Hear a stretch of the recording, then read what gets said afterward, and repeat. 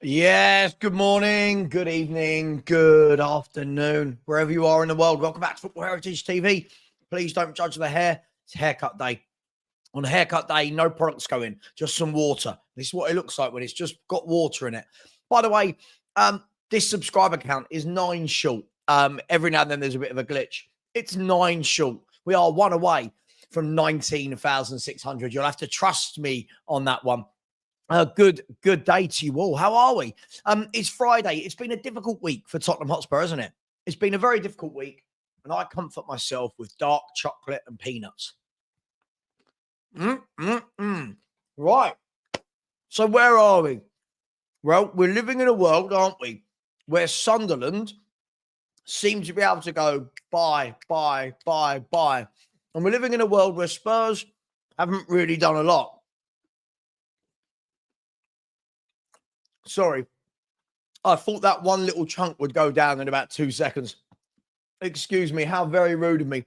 We're living in a world where I'm seeing Sunderland are about to sign Sassuolo forward Armand Llorente, along with the other 5 or 6 they've already signed.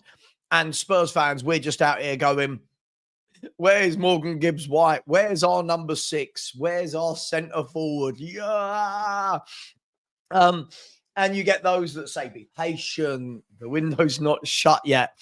And then you've got people like me that are, look, we've been here. We've seen it all before. So we don't know what's going to happen. But it does feel all very underwhelming. Reports that Gibbs-White is going to get done. Some people say it's not and we should move on. But yesterday, and it was only a very loose link. But at this stage, I'm hanging on to every link we can get. And this is the link that's excited me most outside of all the big names is Arden Jashari of Club Bruges. This boy can play. And I believe if I was a bit younger and a bit cooler, what I would have said there would have been, this boy's a baller. He's a baller. But I'm a grown man. I don't use words like that. Well, not all the time. Arden Jashari. I've got a lot of people messaging me going, "Oh, but he's only doing it in the Belgian league," and I think for me that shows our ignorance to how good footballers are outside of the UK. Oh, they're only doing it in. Watch him. This boy would be our best player. This boy would be our best midfielder by a country mile. A very, very good footballer. A very, very, very, very good passer of the ball, works hard, loves the tackle, strong, scores goals. I just wondered how many people had seen him, how many people have bothered to go and have a look and see how good he is. We'll talk about him in a little bit. Maybe Ethan Bates is right. Big up to my man, Ethan. Maybe Ethan's right. When he's saying, I really do think business is being hampered by our inability to sell. Yes, we can still buy, but at some point we need to know who's going to see the spaces in the squad. Absolutely. Absolutely, Ethan. I think this is the biggest problem that we have at the football club is, when we keep signing these players and we always find an excuse for them. Oh, I think it'll be good. I said, we're doing it right now with someone like Tell. Oh, yeah. We did it with Gray. Oh, this player's going to be good. Oh, Sar's going to be good. Oh, but every person we sign, we say, oh, they're going to be good. Well, the problem is 90% of them end up not being good. Then you can't move them on. And then we go, oh, but we've not sold anyone. And this is the problem. This is why I want to stop signing hit and hopes. Bring in one hit and hope. Bring in one. So this window, you didn't need Tell. You got Takai. Takai's your hit and hope this window. Isn't he? Do you know what I mean? Like, Takai's your hit and hope. Oh, sorry. It went very dark. And then that's all. Look, whoa, look. I'm like an angel. Look, I'm like an angel with a halo around my head. God, that's very bright, isn't it? Wow. Look, that's so bright. It's knocking out my light. Look. Wow. What a lovely day in South London. So, look, I do feel that we do need to get better, Ethan. You're absolutely right. Sorry, that is so bright. God, I look so pale in that light, don't I? I promise you I'm not that pale. we, we do need to get better, Ethan, at moving people on. But also, I don't know what we expect. We put people on these contracts. No one ever seems to want them to leave until we do want them to leave. Do you know what I mean? We did it for years with Dyer, with Ali, with Sanchez, with Aurier, with Royale, Winks, Skip, Bergwijn, more like just constantly. Yeah, he should stay. He should stay. Ndombele, Lo Celso, everyone wants every player to stay. Every player to stay. Then it's, but how we get rid of them? We're doing it now. Oh, I don't want Sarr to go. Oh, I don't want Bentancur to go. Oh, Basuma. At some point, you've got to move footballers on, right?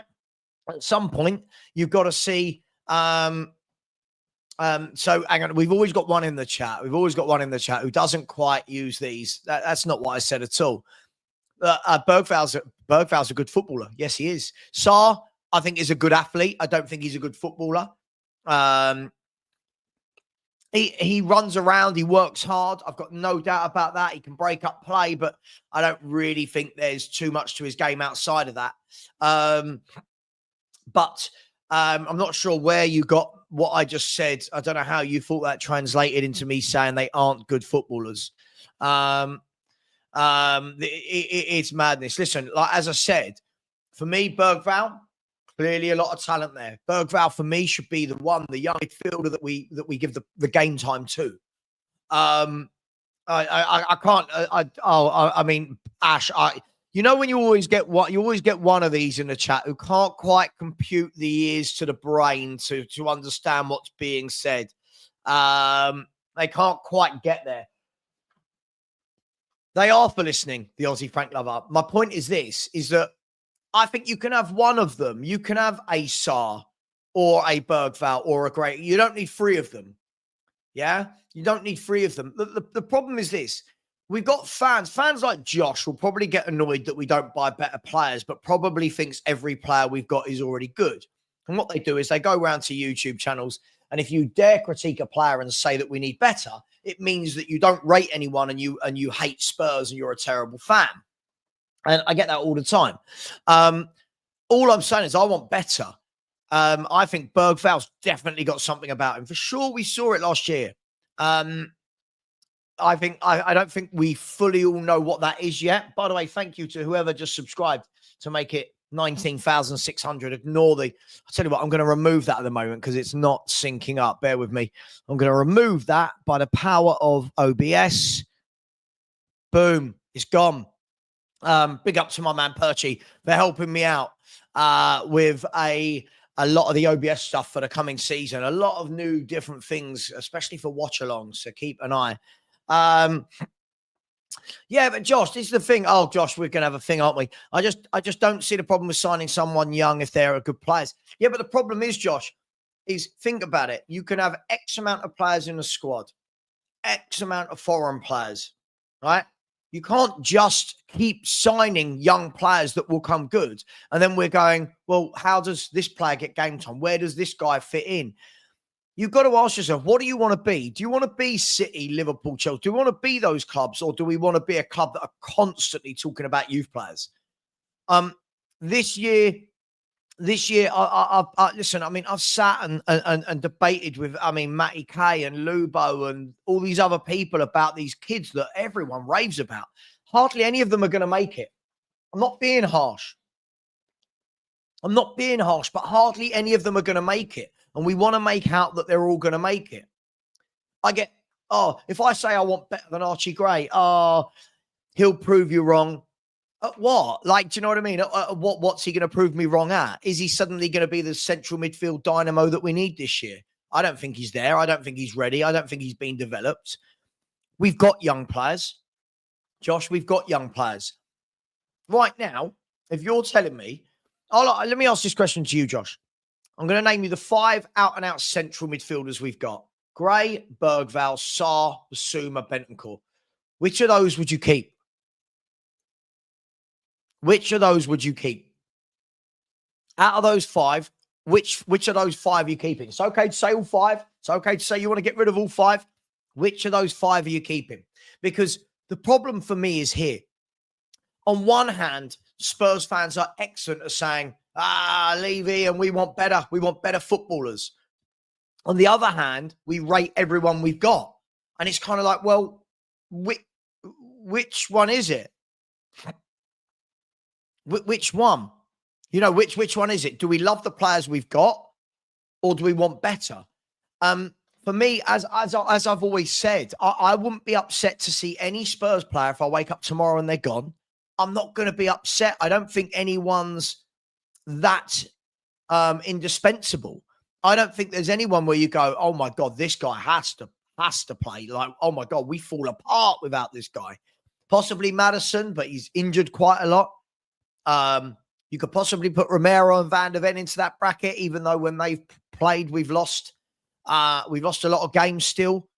And I think that we need to get to a point where we understand again. I think as a fan base, I feel like we've kind of lost what a good footballer looks like. I think we've lost a lot of that. The Arsenals, the Liverpools, the Cities, they know what a good footballer is. The Chelsea's. We seem to hype everyone. Everyone gets hype. And if they're not very good, we find a reason why they're not very good. Look at the hype we're giving to people like Dominic Solanke and Richarlison for the last 2-3 years. Look at the hype. Why can't we just say they're not good enough? I don't know why we're not allowed to do that. Everyone needs 15 years. Everyone needs 5 managers for us to show that they're not good enough. I'm not saying everyone's going to leave, but at some point, we've got to do better. A midfield 5 of Bentancur, Basuma, Sarr, Gray, and Bergvall isn't the one, is it? I mean, then you've richest man. No offense, you've not watched Jashari. If you think he's the same level as Bergvall, what are we doing here? Have you seen Jashari's passing? Oh my God, his goals, his assists.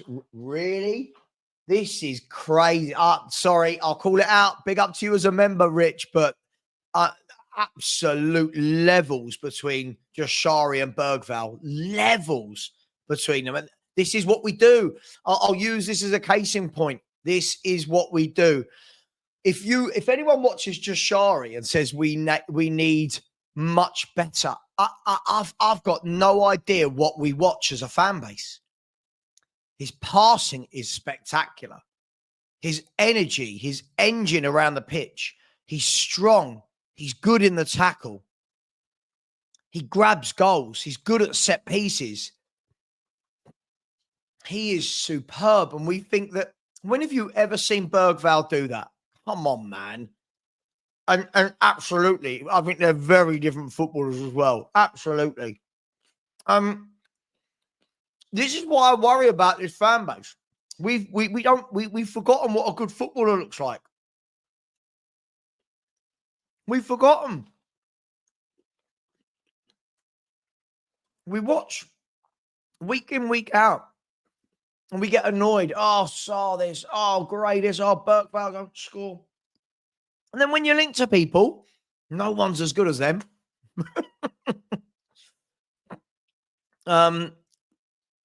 It's crazy. Listen, got to keep. I think this is right, Martin. Big up to you. Sorry, I think, yeah. You have to keep evolving, keep moving, keep it fresh, keep moving.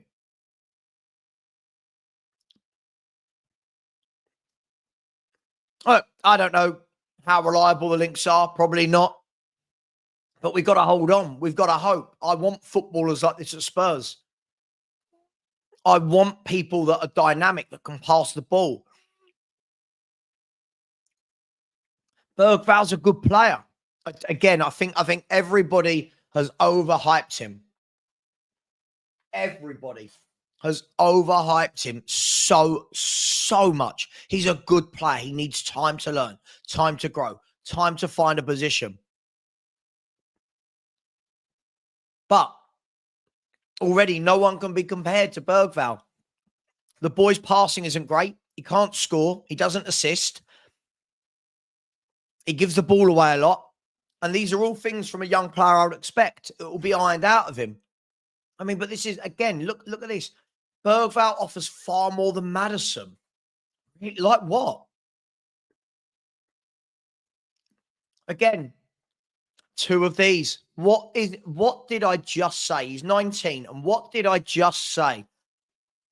I think the problem we've got here is, unfortunately, you've got people like Soul Sniper Gaming and Josh that don't use this. They hear one thing and go on it. I'll say this really clearly because you don't understand. Lucas Bergvall looks a very talented young player, but he needs time. He needs time. We need to develop a position for him. He needs time to settle into his game. We need to work out, is he going to be a 6? Is he going to be an 8? Is he going to be a 10? Yeah? He will grow. He will learn. No. Soul Sniper Gaming, you're not getting it. That's my point. I made that point and you came in and said something stupid.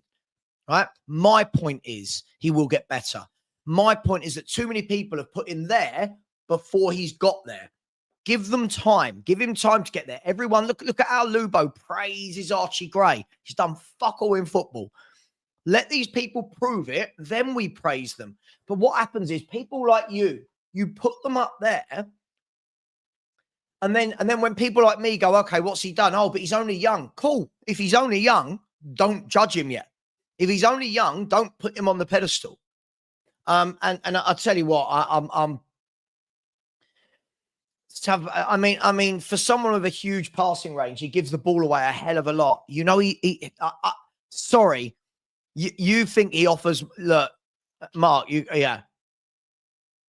Sorry, Bergvall off. I mean, Mark, how on earth is this guy saying that Bergvall offers more than Maddison? This is where our fan base is absolutely crazy. This is why I always say,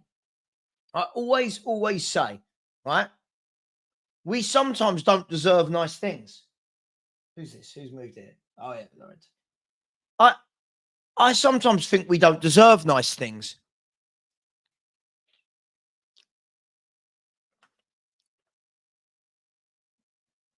I really don't. I feel like we're not working out how to judge players anymore, Mark.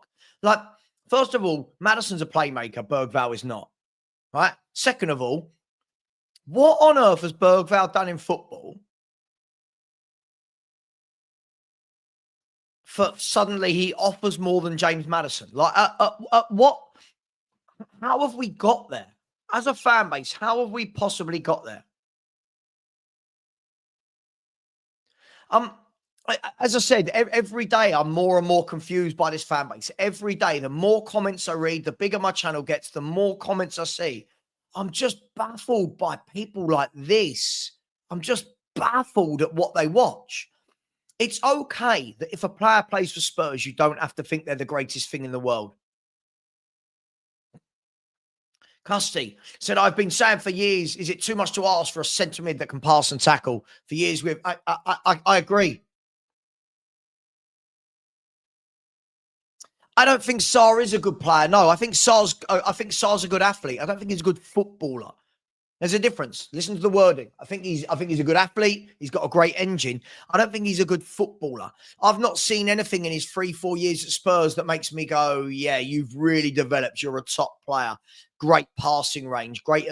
I don't really know what he does. He works hard. But I just think we need to.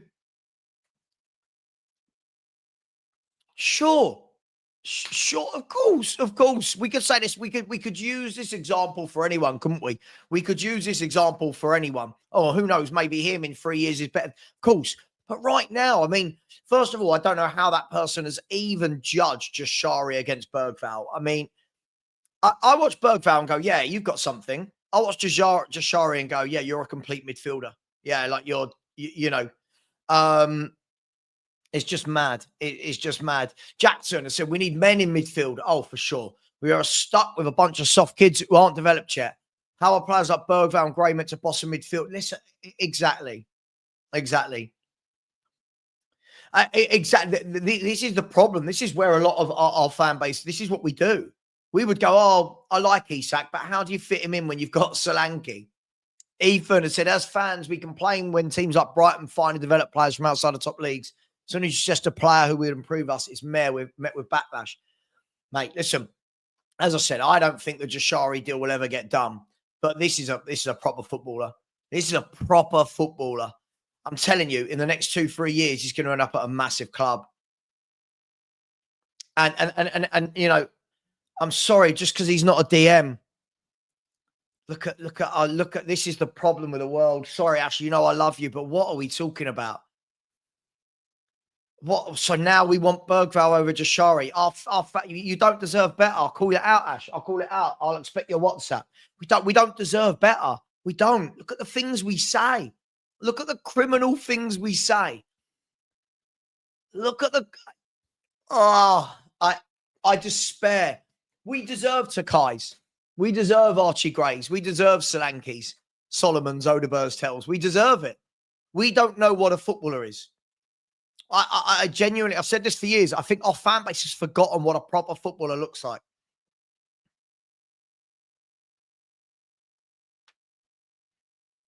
I mean, Saar, most exciting. I mean, what are we doing here? I think Bergvall, for sure. I've seen nothing. Saar is not an exciting player. I don't know what we're doing here. Yeah, I mean, but the problem is we say this. I don't disagree with you, but I feel like we say this every year, don't we, about every player? I feel like we say this. And again, then we get stupid comments like this. Who's he playing against week in, week out? Okay, who was Bergvall playing against week in, week out before we bought him? But you love him. It just doesn't make sense. If you're a good player, you're a good player. It's madness. It's madness. Again, sure. Okay, Ricardo. See, this is where I can't. Football fans for me, it drives me potty. It drives me potty. By this metric, we should sell Bergvall, right? We should sell Bergvall. Who else? Let's send Gray back to Leeds by that metric. Van der Ven should go back to Wolfsburg. Wolfie, how are you, mate? Bring some sanity to my life. Bring some sanity. Sorry, bro. I fell back asleep. Sorry, I'm late. What is it with you? You sleep loads, man. Bro, what are you talking about? I sleep loads. I get like 4 or 5 hours, man. You asked me at like 9:30 this morning, like, what time do I get up? Yeah. You never replied. Oh, did you? No, I didn't actually. I didn't reply. I've got a puppy. I'm up early. 3 kids, man. Switch. Right. Man. Anyway, how are you? I'm good, man. I'm good. We're talking in general. No, I'm not in a mood. I'm not in a mood. Please never, ever mistake me putting football fans in their place for being in a mood. No. It takes more than the football opinions to put me in a mood. Talking about, we've got, I'm talking about Arden Jashari. That's how we started talking about Arden Jashari. And it's just, I find it just crazy how everybody looks, oh, he's in Belgium. He must be crap. And then I sit there and I think to myself, look how many players have come to this league from Belgium, from Holland, from Romania, from the Czech Republic, from wherever. Are we too quick to judge people purely because of the league they're playing in? Yeah, it's basically if they aren't in the Premier League, they're shit. Yeah. That's the bottom line. Yeah. It's like, I don't know, what is it? Like you'd say what, half the players in the Premier League are not from England or from abroad? I would say more, maybe 70%. Yeah. Let's ask ChatGPT, shall we? What do you think the percentage is? I've never actually thought about that. Here we go. What percentage of players in the Premier League are English? Are British? There we go. So ChatGPT reckons 1/3. ChatGPT reckons it's 1/3 of the Premier League is British. So the majority of the league is foreign. And yet every time a foreign player is signed, we go, oh, can they do it in the Premier League? I find it hilarious. So 2/3 are foreign. We always hype up England are going to win every major tournament they're in. I'm still waiting to see that, especially over the last kind of 6 years. And let's not forget the golden generation, as they're called, that won nothing. But yeah, if you're going to come to the Premier League, I don't get it, mate. I don't get it. Like, some of the best players I've ever seen in the Premier League came from minor leagues or inferior leagues, as it's called. So I don't know, mate. It's just a entitlement thing that we have. Look at where we're getting some players from. Look where Brighton got Casado from. Look at Exactly. all these type of players. And as soon as one of them flops out, the Premier League was too much for them and what have you. Well, what about the rest that have succeeded? Like, it's crazy. It's crazy. I just find it funny. Like when I look at some of the better players Tottenham have had, right? You think we bought Luka Modric from Croatia, right? We bought Dimitar Berbatov, obviously Bulgarian via Bayer Leverkusen. When you look at these people, where did we get Sandro from? You know, we got Wilson Palacios from Wigan. You know what I mean? We've got these gems. Where'd you get Dembele from? Where was he from? Dembele came from Fulham. Fulham, wasn't it? Yeah. I genuinely, there's genuinely, see, look, Spurs have shiny new toy syndrome. But isn't Jashari the opposite to a shiny new toy? Isn't he being looked down upon because he's not? Isn't that the point, Wolfie, that he's being looked down upon because he's not the shiny new toy? Yeah, exactly. And it's the same with championship players.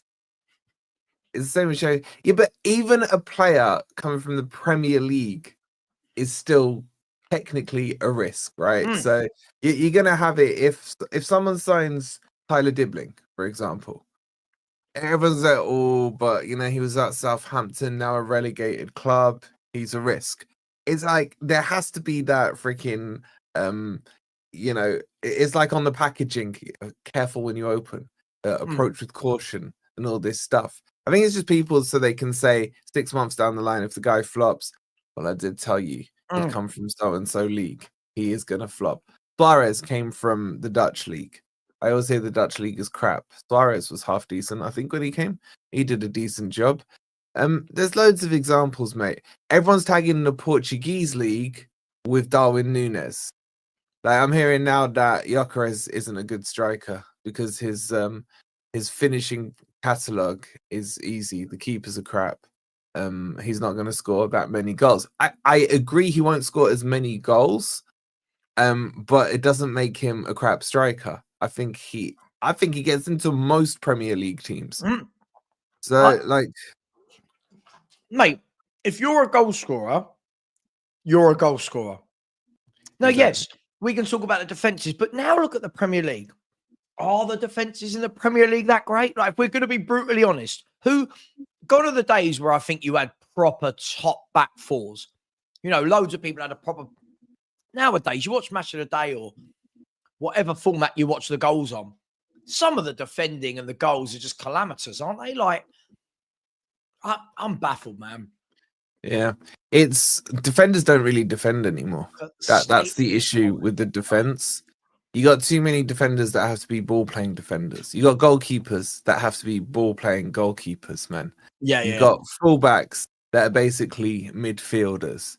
Teams in this kind of philosophy should only defend with 2 centre backs. The rest are all attacking players.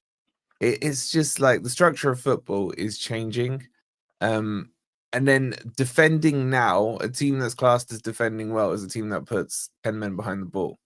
It's like, that's overkill. You can defend, man.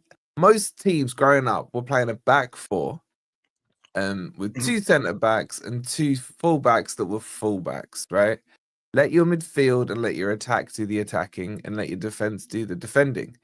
But I don't buy into this snobbery of if they've come from outside of the Premier League, they're crap. Because I've seen too many players succeed when they've come across. And let's be honest, here's the other thing. How many players have left the Premier League and gone to these other leagues and been like next level successes? Right. Gallagher's gone to Spain. He's done okay, but has he, because he's come from the Premier League, has he just gone and blitzed the Spanish league? No, he's done a decent job. But like, why are Real not always just coming in and nicking all these top talents? Yeah, they're just waiting for contracts to run out. You know what I'm saying? It's like football is football, man. at the end of the day, let's see England win something before we start saying this is the greatest league in the world. And if that was the case, did we win the Champions League this year? No. PSG did. But they're in the Farmers League, so how did they do that? Yeah. I'll tell you what I find hilarious about all of this is when you look at the number of players that are wanted by fans, like you mentioned it earlier, the likes of Brighton. Where did Brighton pluck Belieber from? Where did they get? Where did Brighton pluck Matoma from? Do you know what I mean? Like all these players that we go, oh my God, Brighton, where'd they get him? I'd love them. But then when you suggest it for our clubs, people go, oh, but he's come from that league. Well, what are we going to do then? Are we only signing people from? Because the same with France. Every time Spurs go to sign someone out of France, right? Do you know the answer I get, mate? Oh, but it's like Ndombele. No. Not every lad that comes from France has the attitude of Ndombele. And every year, teams are snapping up players from the French league, left, right, and centre. They're quick, they're strong, they're powerful. A lot of these lads, but I don't know, man. I just find it a bit. Bro, there's so much talent in that French league, man. So much talent. Like the players at Lyon, for example, Fofana, Baller, Mikal Tadzi, the attacker there at Lyon, Baller. These guys would Spurs fans complaining if you were to get one of those two. The one out is it Monaco? El Kouch. Oh yeah, Al Kalouchi. What a player, man! Yeah. But is he only good because he's playing in farmers leagues? Like you can tell when you watch a player whether they're quality or not. Even like with the grassroots stuff I do with my under-14s team, when you got a player who stands out, he stands out, like properly stands out. And you're not thinking to yourself, if this guy was playing, against the academy teams, is he gonna struggle? Is it only because he's playing against, your average under-14s? No, man. There's clear indications whether or not a player is good or a player is not. So I don't know. Look, we can all do it, right? Whenever we're linked with a player from Holland, it's funny how we don't go, oh, but Van der Ven, Van der Vaart, Van Dijk, Dirk Kuyt, Van Persie, Van Nistelrooy. What we do is we go, oh, we bought Vincent Janssen. You're like, listen, not every signing's going to work out. I think we all acknowledge that, right? Even City, Liverpool, these clubs don't get every signing right. But I feel like in England, and when I speak to my friends that don't live in this country, they always say this, that the English, we are so arrogant when it comes to, oh, that boy from where? Oh, he plays for Malaga in Spain. He can't be any good. Plays for Malaga. If he was any good, he'd be playing for a Premier League club by the age of 19. But if you got them and they worked out, they'd be like, wow, look at our recruitment team. Look at our scouting team. They're sensational, yeah? And then when the next name comes along, they forget all that. They're like, yeah, but do you remember that guy who flopped the other time? So you can't win, mate. Look, I think when it comes to the Spurs fans in particular, you feel like you should be doing what Liverpool are doing. For example, like buying the talent that's become quote unquote proven. Yeah. But I think there is merit in mixing it. So go and get yourself like you've done, say a Kudos or whatever. We've seen him in the Premier League. Like, where did Kudos come from, by the way? Has he been in the Premier League last 10 years? Of course he hasn't. No, unfortunately, he was in the Netherlands, so he must be shit as well. Oh, he's shit then. Yeah. So do you know what I mean? Like he's done a couple of years in the Premier League. Okay, he didn't have a great season last year, but you can still see the talent around him.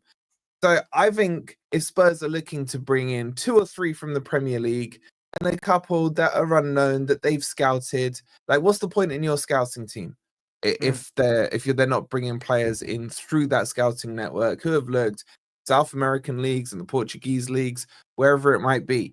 You might as well just save yourself some money and ban them all and just rely on highlight reels from Match of the Day.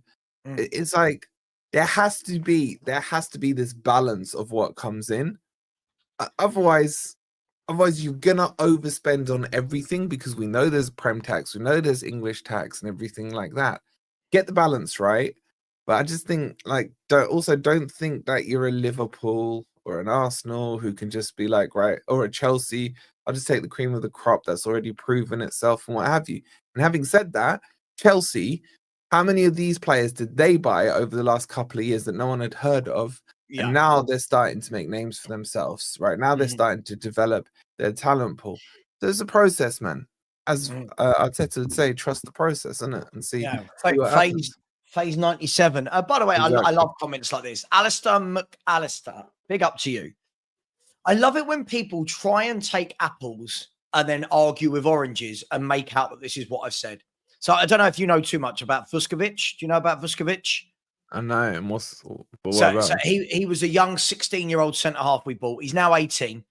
He's a beast. He's physically massive, mate. He's gone out on loan to Belgium last year, had a good year, scores a lot of goals from set pieces, and now everyone's going to get him in the first team. So this guy's saying, do you think Vuskovic should be in the first team squad next year by that logic, considering he was great in the Belgian league? Well, first and foremost, Vuskovic is an 18-year-old kid just turned, right? Jashari is a Switzerland international, right, who's played over 175 games in his career. There's a huge difference between 18 and 22. This is not what I'm saying at all. Look, all I'm saying is if Arden Jashari goes to another club, like we know Milan are trying to get him over the line but are struggling to meet the valuation, if he goes to another club and he's really good, please don't then all start doing I wish we had scouts like that. Oh, our scouting team's so shit. We don't pick these players up. Well, yeah, whenever we're linked with some of them, you lot turn your noses up. And I bet most of you have not bothered watching him. When I was first alerted to him last year, Sean alerted me to him last season. And I started watching him going, yeah. Wolfie, any good scout will tell you can watch a player for 5 minutes. First and foremost, for your first impression, watch their footwork. Yeah. Watch their technique, watch their ability, how they drop off into space. And I went, this boy can play. We go, but it's the Belgian league. Oh, for fuck's sake. It's the Belgian league. All right. Which left back have Brighton just signed? I don't know. Max Kuipers from Club Bruges, the same team. Yeah. In 2 years, Brighton are going to sell Max de Kuipers, I'm telling you, for 70, 80 million. And everyone will go, oh, they're so good at it. They're so good at it. Yeah, that's rep, isn't it? That's rep about it. But the other thing people forget is there have been flops that have come through Brighton as well. But that's the bit they forget to talk about. Like, not everything Brighton touches turns into gold. Of course not. That's the thing. But because the narrative is that we've seen some of these players bought for like 4 or 5 million, sold for 80 to 100 million, our Brighton's model is the best model. By the way, theirs is done a lot on data. They do a lot of it on data. It's not just scouts, on the eye test and what have you. They've got this whole kind of traffic light system that they use. Yeah, sure. Yeah, sure. And, so I'm saying their model isn't even perfect the way they do it. And by the way, they're doing it to be that feeder club anyway. They're not doing it to build on to then try and get themselves, to win a league or get into the Champions League or what have you. They're quite happy to have this model where they buy cheap and sell expensive. It's almost like a business with Brighton. So I don't know, man. I just think like we're linked with him as well, by the way. So I think there's Milan are linked, we're linked, and 1 or 2 others. Like sometimes you just gotta let a player get signed, let him settle in, and then see what he's like. We have this issue with Sangare in our team because Forest spent 30 million or whatever it was on him. Some Forest fans think, wow, that is like we've just expecting a Zidane in the team for 30 million because he was expensive by Forest standards when we bought him, and he had malaria, he had AFCON, he was in and out, he was injured and what have you, and people are like, this is the biggest flop in football because he's come from the Dutch league. And then we've been linked with 1 or 2 others from the Dutch league. They're like, yeah, we shouldn't go to the Dutch league. Remember what Sangare did to us? Expensive, flopped and all that. By the way, he's been quite good towards the end of last season. So there just needs to be more balance, mate, when it comes to, I say, let them come in, let them test. And by the way, players will play different under a manager and the manager's style. So a player can look good. Chris Wood was utter shite under Cooper, one of the worst strikers I'd ever seen. But when he went into a Nuno system, he suddenly thrives and he's suddenly scoring 20 goals a season. Scored, I can't remember what it was, 14 the season before. And most of those coming when Nuno came in December. So there's also the manager style you have to take into account. Does it suit the player you're bringing into it? There'll be loads of Spurs players that were struggling under Ange's style last season who will thrive under Thomas Frank's this season. And there'll be a couple that preferred, I know you didn't, but would have preferred Ange's style last year. Sure. Who will struggle this year against Thomas Frank. There's loads of elements to look at when it comes to kind of assessing the player. Yeah, and of course, and the thing is, the way we'll judge managers will also flip-flop like that, right? And what I mean by that is anybody that Frank makes better will turn around and go, see, great coach. If he doesn't, it will be, well, there you go. It wasn't Ange. You know, the player's crap. Exactly. You know, Frank can't coach him. But I just find it funny that this whole, I'll say it over and over again. When you speak to English football fans, most of the time, I know it's hard to generalize, I do think we're very snobby about our players. You know, which players come over to the Premier League and do well, I hear. Well, nearly 66% of the league is foreign. So the answer is most. most of the players that come over here must do well, right? It's and also, correct me if I'm wrong, but Frank has brought a lot of his backroom staff with him, hasn't he? I think he brought over like 12, most of them, 12 whatever. I assume within that, some of his scouting department may have come, or his talent pool ID may have come. And this is coming from a club in Brentford who weren't always buying a Premier League player. They were bringing in an Mbumo, a Visser, a Shah. All these players. Were these all from the Premier League before they went to Brentford? No, they weren't. So obviously there's a kind of a checklist of players that they already probably had on their list that they're looking at Brentford, that they're now assessing and thinking, right, are these ready to make a step up to a Spurs now? And from that list, you would have found this guy's one of them, that guy's one of them, and what have you. So I don't know, mate. Just like let the players come in. I would rather players were coming in than not coming in. You know what I'm saying? I need to see some signings from my side right now, and then we can assess what's happening. I think you lot are going on about like Gibbs White Prem. I would assume, I don't know because I've just woken up, but the argument will probably be from Spurs fans that Gibbs White Prem proven, he's done 3 years in the Premier League, good and what have you, 60 million. If Gibbs White was doing what he did in the French league, would there be doubts about his quality and his talents? Right. Mate, there would be. I also think it all depends on how mainstream a player is. So, for example, if you look in France, right? Let's go to the French league, right? If you hear about a player, let's see who's wanted in France. If you hear about, okay, so let's take the boy at Lyon, right? Mikuadzi. Yeah. What a player. Right. So everyone knows that name. He gets spoken around. Even if people haven't seen him, they all go, "Oh, okay, Mikuadzi." People will go, "Yeah, I'll take him." Then if I turn around and said a player people haven't heard, Fofana from, I don't know, Rennes or something, people go, "Car, but who is he? What's he done? He's in the French league." And listen, I don't care what league you're from. I care how good you are as a footballer. And if the coach just turned around and said, "Yeah, I can make this player better," I'm cool with it. Like the same thing, like we've just brought in that Takai from Japan for £5 million. I don't care that he's from Japan. I care about how good is he. Do you know what I mean? How good is he? Have the club seen enough in him where we go, he can step up. He can be that guy. But I just feel like Spurs fans, I can't speak for Forest fans, you can, but Spurs fans seem to back themselves in a corner. We complain and complain and complain and complain and complain. Then when you try and give solutions, there's a reason why every solution isn't the right one. Every player isn't good enough. I mean, we've got fans that would turn their nose up at people like Harvey Elliott, people like Jack Grealish.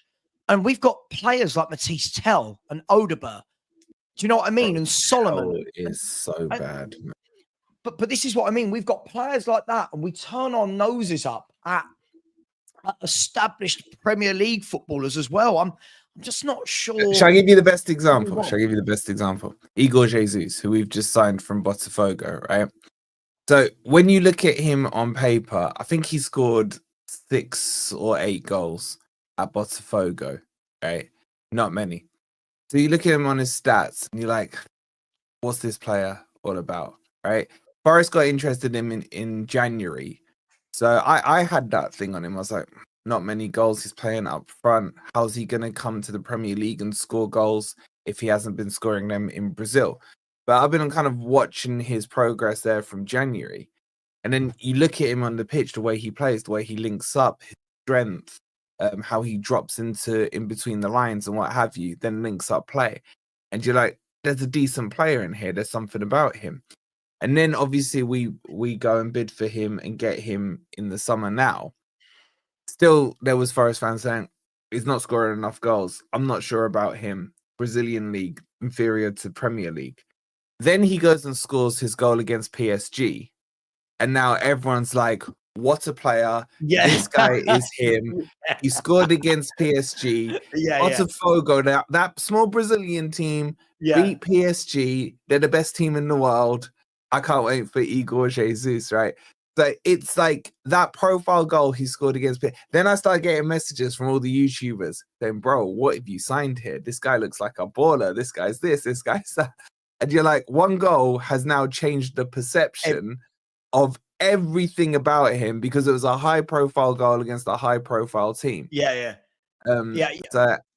how often does that happen? It's crazy, isn't it? Like, let me give you an example. A team I know you're going to say Jimenez. Not Jimenez. Rodriguez. James Rodriguez.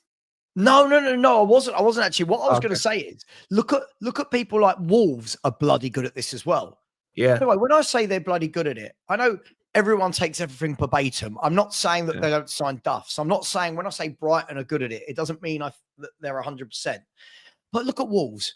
They plucked Yao Gomez, right, and Andre from nowhere. Right now, I'm seeing Spurs fans go, I'd love Yao Gomez. I'd love Andre. A year ago, before Wolves got them, people would be going, from where? From Brazil, you know what I mean?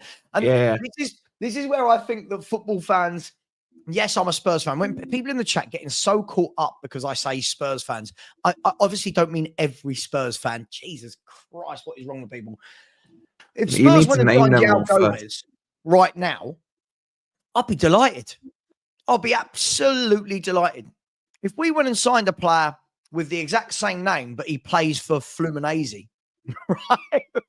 And he was just as good, we'd all go, it's a risk out of Brazil. I just don't know what we want. But what you said about the profile thing is interesting. Forest have been interested in Richard Rios, and I think you guys are linked to him as well. We've been interested in him since last summer. From Palmeiras, who Forest have done a lot of business with, and I know a few of the YouTubers there, so I speak to them quite a bit. Richard Rios is an absolute baller, right?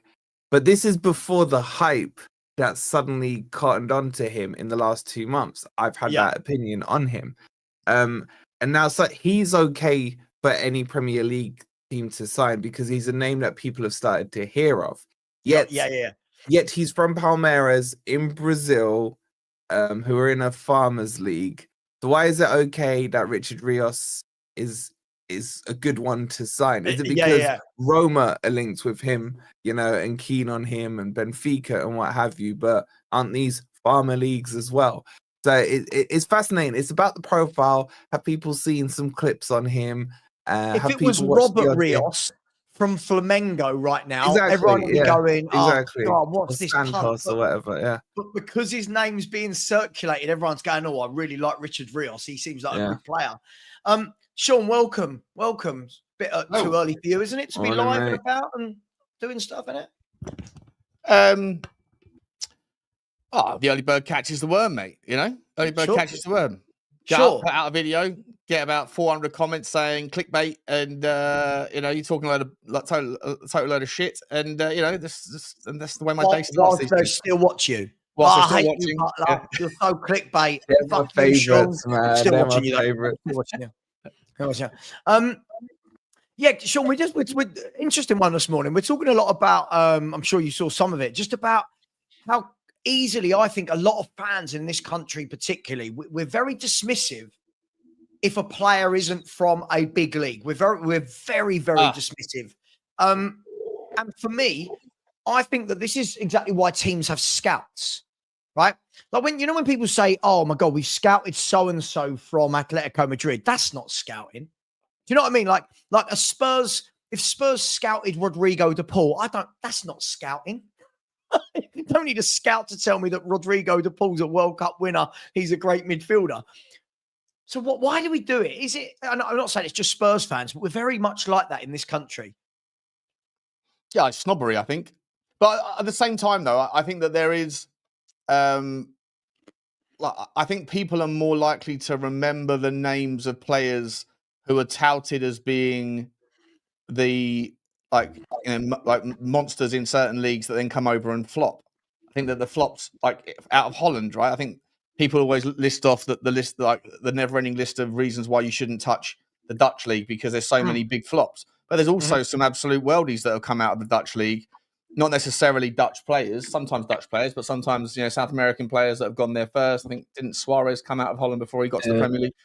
And like it's just yeah, but exactly right. So there's a never-ending list of them. So I just think that generally speaking, I just think people are a little bit miserable, like the glass half empty, and also they think that it's a little bit snobbery as well. That I think that they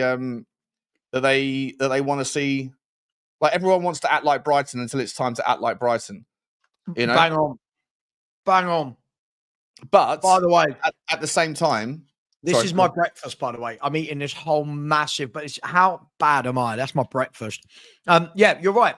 Everyone wants to be Brighton. You suggest a Brighton type player, everyone loses their mind. Who's this guy? Yeah, yeah. I did a video last night on Arden Jashari, and I was like, look, I understand that he's from the Belgium league. I understand it. But I think the guy's a super talent. I think he's going to do really well. And if it's true that Tottenham are interested in him, like I'm tempted to say, like, yeah, add him to the mix. I'd much rather see Tottenham throw 30 million quid at him than someone like Archie Gray, right? But everyone's got this attachment to an Archie Gray. I think that I know he's a couple years older, but I think that Arden Jashari is going to be awesome. And also, like, I kind of feel like the Milan links validate him a little bit. It's not like it's not like he's an unknown that no one's interested in. The fact that Milan were really desperate to get him, but just can't get over the 45 million euro price point. And then that somewhat validates him a little bit. I think he's a real talent. But people always say, no, give me Morgan Gibbs-White or give me, not that they're the same sort of player, but give me, no one wants to really act like Brighton when it's time to act like Brighton. They pretend like they do, but everyone just wants to get a name that they know. And then you got the opposite examples. I was going to say earlier, James Rodriguez, who had the World Cup of his life, scored all those goals and everything, gets his move to Real Madrid and is an absolute flop. Didn't he end up at Everton after that and a couple of other clubs? Yeah. So there's the opposite way of looking at this. Someone who has a heart. Remember when El Hadj Diouf as well back in the day for Senegal, yeah. And then he moved to Liverpool. He was okay, but I wouldn't say he was a world beater. But that again was off the back of a snapshot in a World Cup where he had a hot World Cup. So the example can stand the opposite way around. Someone looks like a baller for 3 or 4 games in a World Cup tournament, and suddenly their price tag quadruples to what they're worth, and the hype goes up with it. So in my opinion, hypocrites, mate. We are all hypocrites in life. Yeah, even like analogies that are used, right? So I came on and said early bird catches the worm. Everyone knows that phrase. Essentially means if you go early, you're going to get lucky, right? Fortune favors the brave. At the same time, there is as popular a phrase that is equal and opposite to that early bird catches the worm. Patience is a virtue. Like there's like for everything in life that there are very popular ways to summarize either sides of any particular topic, and we're just hypocrites. We like to lean into the one that suits the narrative. Exactly. No, of course. I mean, no more than me. I'm like that. I really want Spurs to get the right players at the club. I also want all our players in ready to go on pre-season tour. Like I want, you know what I mean? I want everything done now, but do it properly, right? Let me do some super chats quickly, guys. By the way, I just want to apologize to all my viewers. Yesterday, I gave you some false information. When I was doing the show with Sean, I said I watched bits of it back, and I said that Liverpool wanted Scalvini, Savola, and somebody else. It wasn't. It was Newcastle. Sorry, I missed the beginning bit of the Sky Sports Report where they were talking about Ekatike, so I thought they meant Liverpool. So Newcastle apparently are stepping up their interest in Scalvini and the likes as we speak. Sorry, just to apologise for that. I didn't mean to. Sometimes I get things wrong. So you're getting cancelled, mate. Is that, yeah. I'll be honest, mate. You get so many things wrong. I wouldn't make a habit of correcting yourself. Otherwise, we never get to the actual show. I'll be here a while, mate. Yeah. It said Man City would win the Champions League. Says the man. Yeah. Listen, to predict Man City to win a Champions League at the time isn't a crazy suggestion, is it? Like, they're pretty good at football. By the way, Wolfie, we all know you've got some awful takes, but Sean saying that to me after he is saying Matisse Tell is a baller. He's a baller. He's going to get 400 goals and assists this season. He is a baller. I think Matisse Tell is. I didn't say he's a baller. I said he's going to ball out. He's going to be a baller. You're going to see the emergence, the explosion of this guy this season. Sean, what have you seen to back your theory? Please enlighten me. Oh, do I need to validate via stats? Hang on, can I do my super chats first? Yeah. I'll give Sean a minute. Problem is, Wolfie, Sean's going to go away now, watch 15 million videos on Tell, and then he'll come back and tell us why he's a baller. Here we go. Big up to Emma Morton. She started the super sticker train. Thank you very much, Emma. Very, very generous indeed. You're always in it, always very generous. I agree with most things you say other than your Brennan Johnson take. But hey, Wolfie probably loves him as much as you do. Big up, Emma. No. Thank you very much. Sanctuary of 7, always in here. Channel member. Big up to you. Love it. Love your little thumbnail as well. Big up to you, mate. Thank you very much. Very generous. Tomo's THFC, very generous with a super sticker. And if that wasn't enough, Tomo's THFC has also stuck in a membership to be gifted to somebody. Not sure who got it, but whoever it was, I'm sure you said thank you. I don't want to be your dad, but please say thank you if you haven't said thank you. It's a nice thing to do. Big up to you, Tomo's. Really appreciate you, my man. That's very generous. Daniel Field has continued the super sticker. He always does. All aboard. Thank you very much, Daniel. P.S. Thank you very much, everybody. The subscriber count here, by the way, is now just 2 out from what the official number is. We're on 19,602, just so you know. Just playing around with that gizmo at the moment. Big up to you, Daniel. Big up to, once again, big up Mark Taylor, who said to be the best in the business, Spurs. Sorry, Sean, laugh out loud. I don't know. What does that mean? So the best in the business, Spurs. Sorry, Sean. Oh, me. Oh, is he praising me? Are you saying I'm the best Spurs? Don't worry. The other Spurs content creators know. We just like to make them feel safe. Listen, Sean's a massive channel. He's bigger than me. He's about to double me in size. So we've got YouTube royalty here. And Wolfie, you're on 30K now?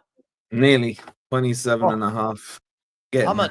I'm a baby YouTuber compared to these guys. But between us, we've nearly got 100. I worry a little bit about Wolfie, not his subscriber count. I worry about the whiplash that he has to get on every show that he's on that's a neutral fan by turning around and pointing to those 2 stars on that badge. I don't need to Mac, just do that. I can do it with my eyes closed. Because he's about to ask me how to validate Matisse Tell. I want to know how he validates his club apart from just doing that. We'll ask him in a second. We'll ask him. Big up, Mark. Thank you for all your support. Really appreciate it. And anyway, whether you like me, Sean, both of us, our new channel starts on Thursday, if I'm not wrong, Sean. Our new channel starts on Thursday. And in a few days, you might see a little bit of a plot twist as to what we started, if I can give that much away, Sean, as to how the channel's going to start from what it's going to be. Is there a plot twist? Just in terms of not starting from zero and that sort of thing. Like, just, oh, right. Oh, don't tell anyone that. Don't tell anyone that. No. Don't about that. You bought subscribers. I hear that. No. Big up to you, Mark. Big up to you. Thank you very much. Really appreciate that. Rob Welsh said, if the Belgian league is crap, why do Spurs keep loading our youngsters out there? Right, Rob. Okay. So the same fans that tell me Vuskovic is a beast, this boy has to start for Spurs. Don't loan him out again. Great point. But he's in Belgium at the age of 18. But Jashari, who's 22 and wanted by AC Milan, amongst other clubs, he's crap because he's from Belgium and not as good as Bergvall. Yeah, Rob, as Sean just said, we're all hypocrites. We're all hypocrites. Big up to you, Rob Welsh. Whereabouts do you live, Rob? Big up to you, my man. I hope you're well. Thank you very much for that. Where were we, guys?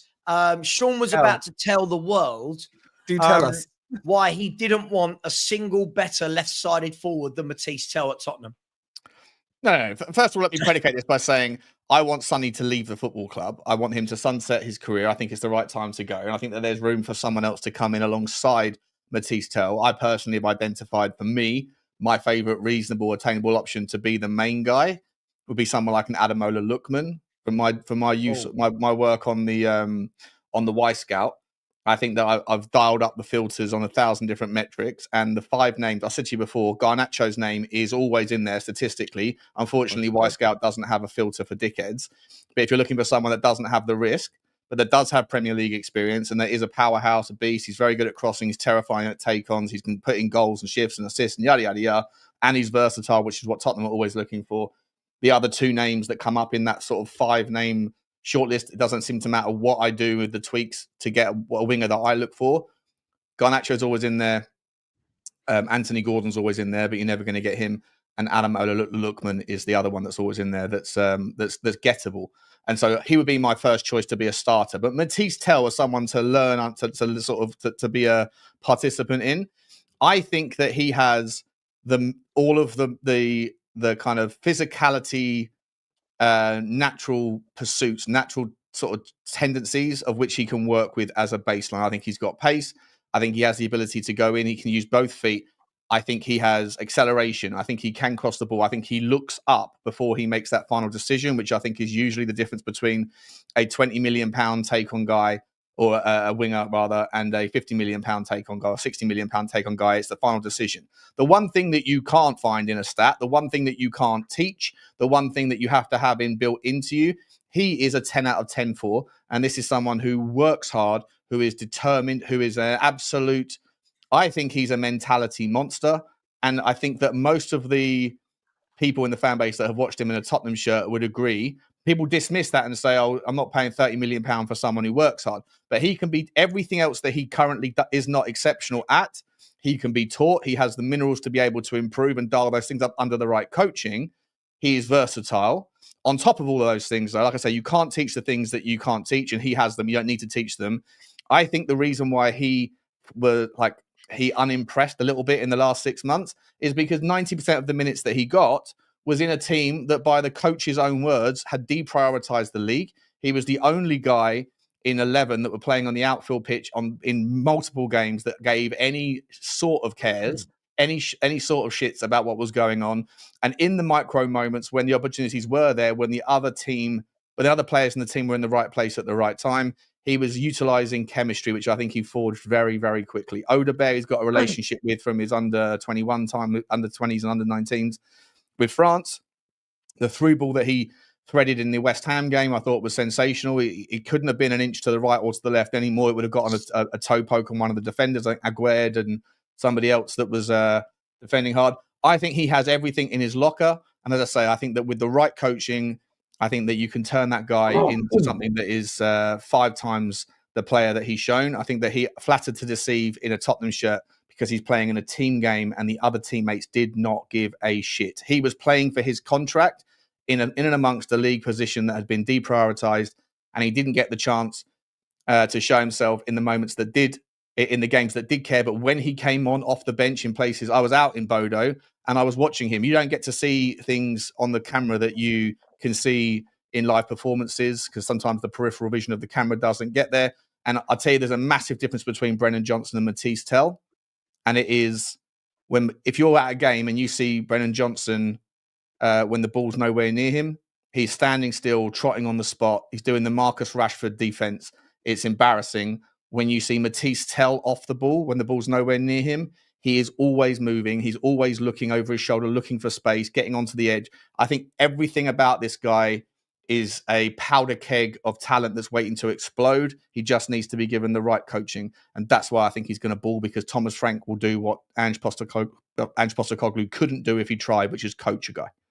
Yeah, I'll tell you what, Sean, you should go and work for Trump in his PR team and his speech writing campaign team. Make Spurs That is great again. Yeah. That was exceptional. Yeah?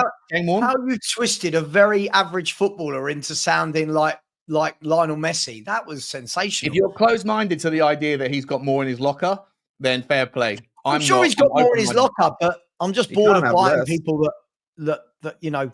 Anyway, would you want Matisse Tell at Forest? Hang on a second. We're going back to hypocrites again. You're bored of buying people that aren't quite the finished article. Aren't we trying to be Brighton? Until it's time to be Brighton with that comment. Brighton don't buy the ready-made players, do they? I've seen this guy for 2 years at Bayern, 1 year at Spurs. You didn't get any chance at Tell. Tell was injured for his first season at Bayern, and then second season barely played. But for me, Sean, when I've watched Tell, I'm very much, I watch a player and go, okay, I will take into account the team he's playing in, the players he's playing with. I get all that. But I'm looking at him as an individual footballer. I don't see anything where I've gone, oh, God, yeah, you've got it. Now, if I'm wrong, cool, I'm wrong. It's not the end of the world. I'll tell you what I'll do. I'll meet you in the middle. The massive areas for him that he needs to improve. At the moment, he comes across like hi, Ben. By the way, he's got a pillow foot shot. He seems to put his foot through the ball and no sting comes off of it, which I think is a big problem. I also think that when the ball has dropped to him in the box, he seems to lose his head a little bit. And so there's an argument there that needs to be developed. He might have work ethic. He's not the same as composure. Composure is a key ingredient that all top players have to have. I think you can learn composure, but you have to. It's also a psychological thing, though. So whether he's a panic merchant or whether that can be taught out of him, but those are two areas of his game. Right, needs to get on the leg press in the gym. Do that knee extension tool that they've got where they test the strength, because he needs to improve his ability to put his foot through the ball and his technique with his final pass, with his final shot. And he needs to be able to calm down in the moment.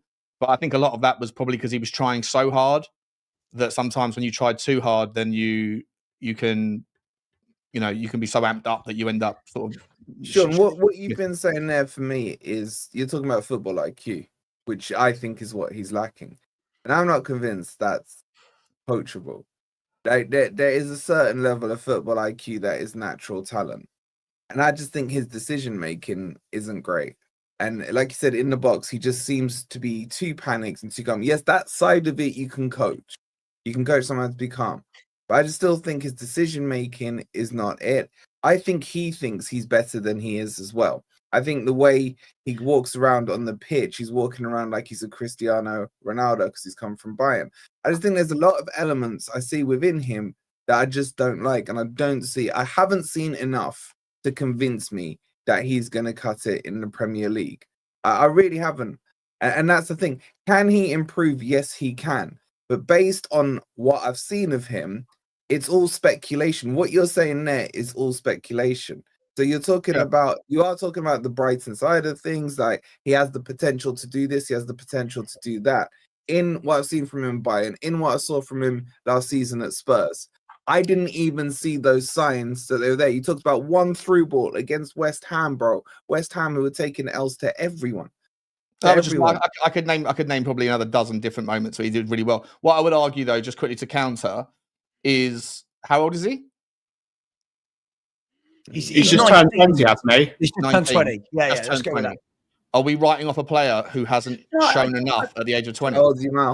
For me, though, I think we've got to stop having the argument of writing the player off. For me, I just think that those funds could have gone on a much better footballer. Oh, well, that's a different conversation, isn't it? Of course. And I would have been happy for Matisse Tell to have not been signed for what it's worth. I wasn't like I'm sitting there going, yeah, we got my number one target. I'm just saying the fact that we made that decision.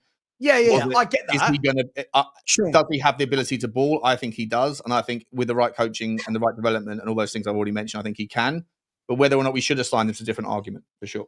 Yeah, look, for me, I think that's the problem. I think if he goes in as our first choice left-sided player, I've got massive issues with Tottenham Hotspur.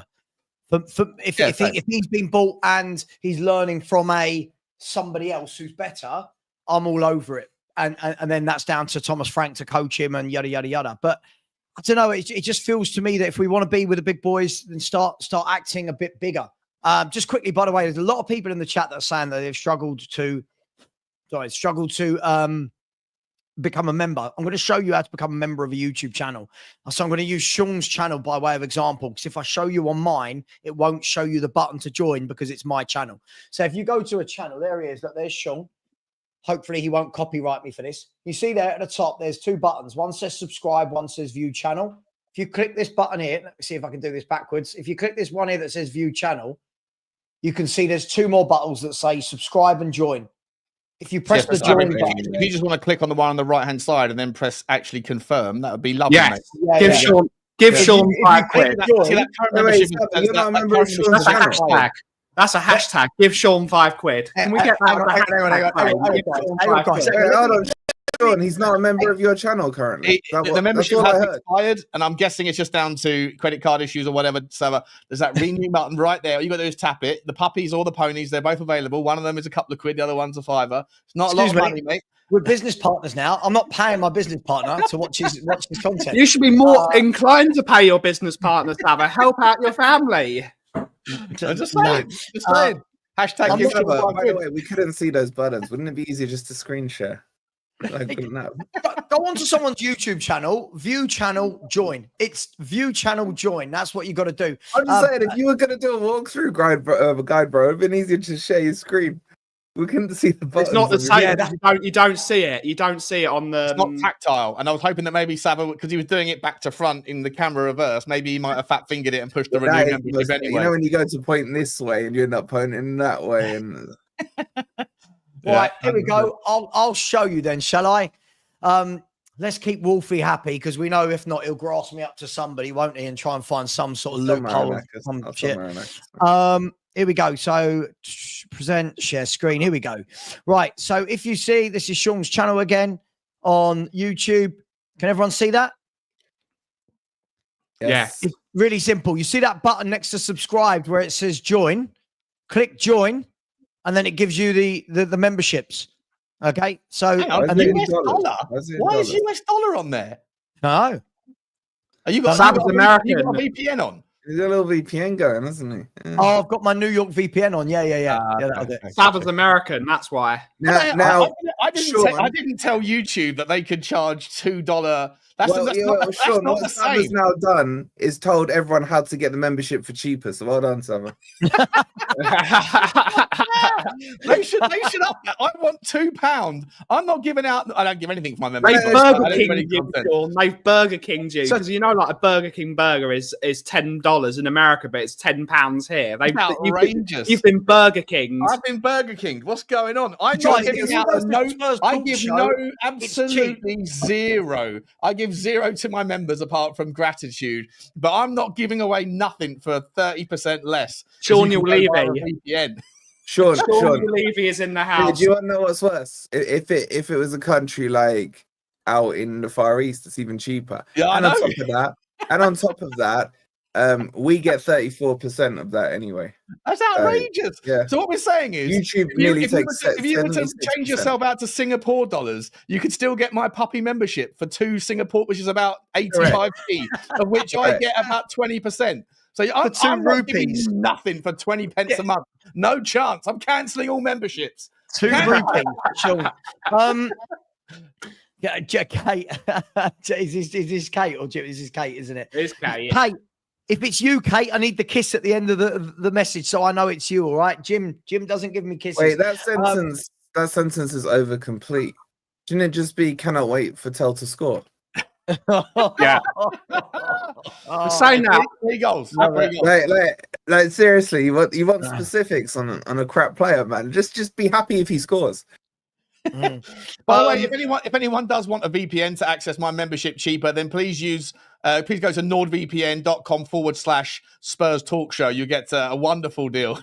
I didn't realise we're in an I wonder if Sean makes any money off that. I wonder if there's a little partnership going on there, some sort of sponsorship. Yeah, clearly not, Savva, because he's only making 20p a month. I know. Well, listen, I've got my New York VPN on because for those selfish times that Spurs play at like 3 p.m. on a Saturday, I need my Peacock stream. You know what I mean? I need my Peacock stream. By the way, do you know what I realised this morning? Spurs have just taken 45 quid out of my bank for Spurs play because I've not cancelled it or anything. So Spurs have just taken 45 quid out of my bank this morning for Spurs play.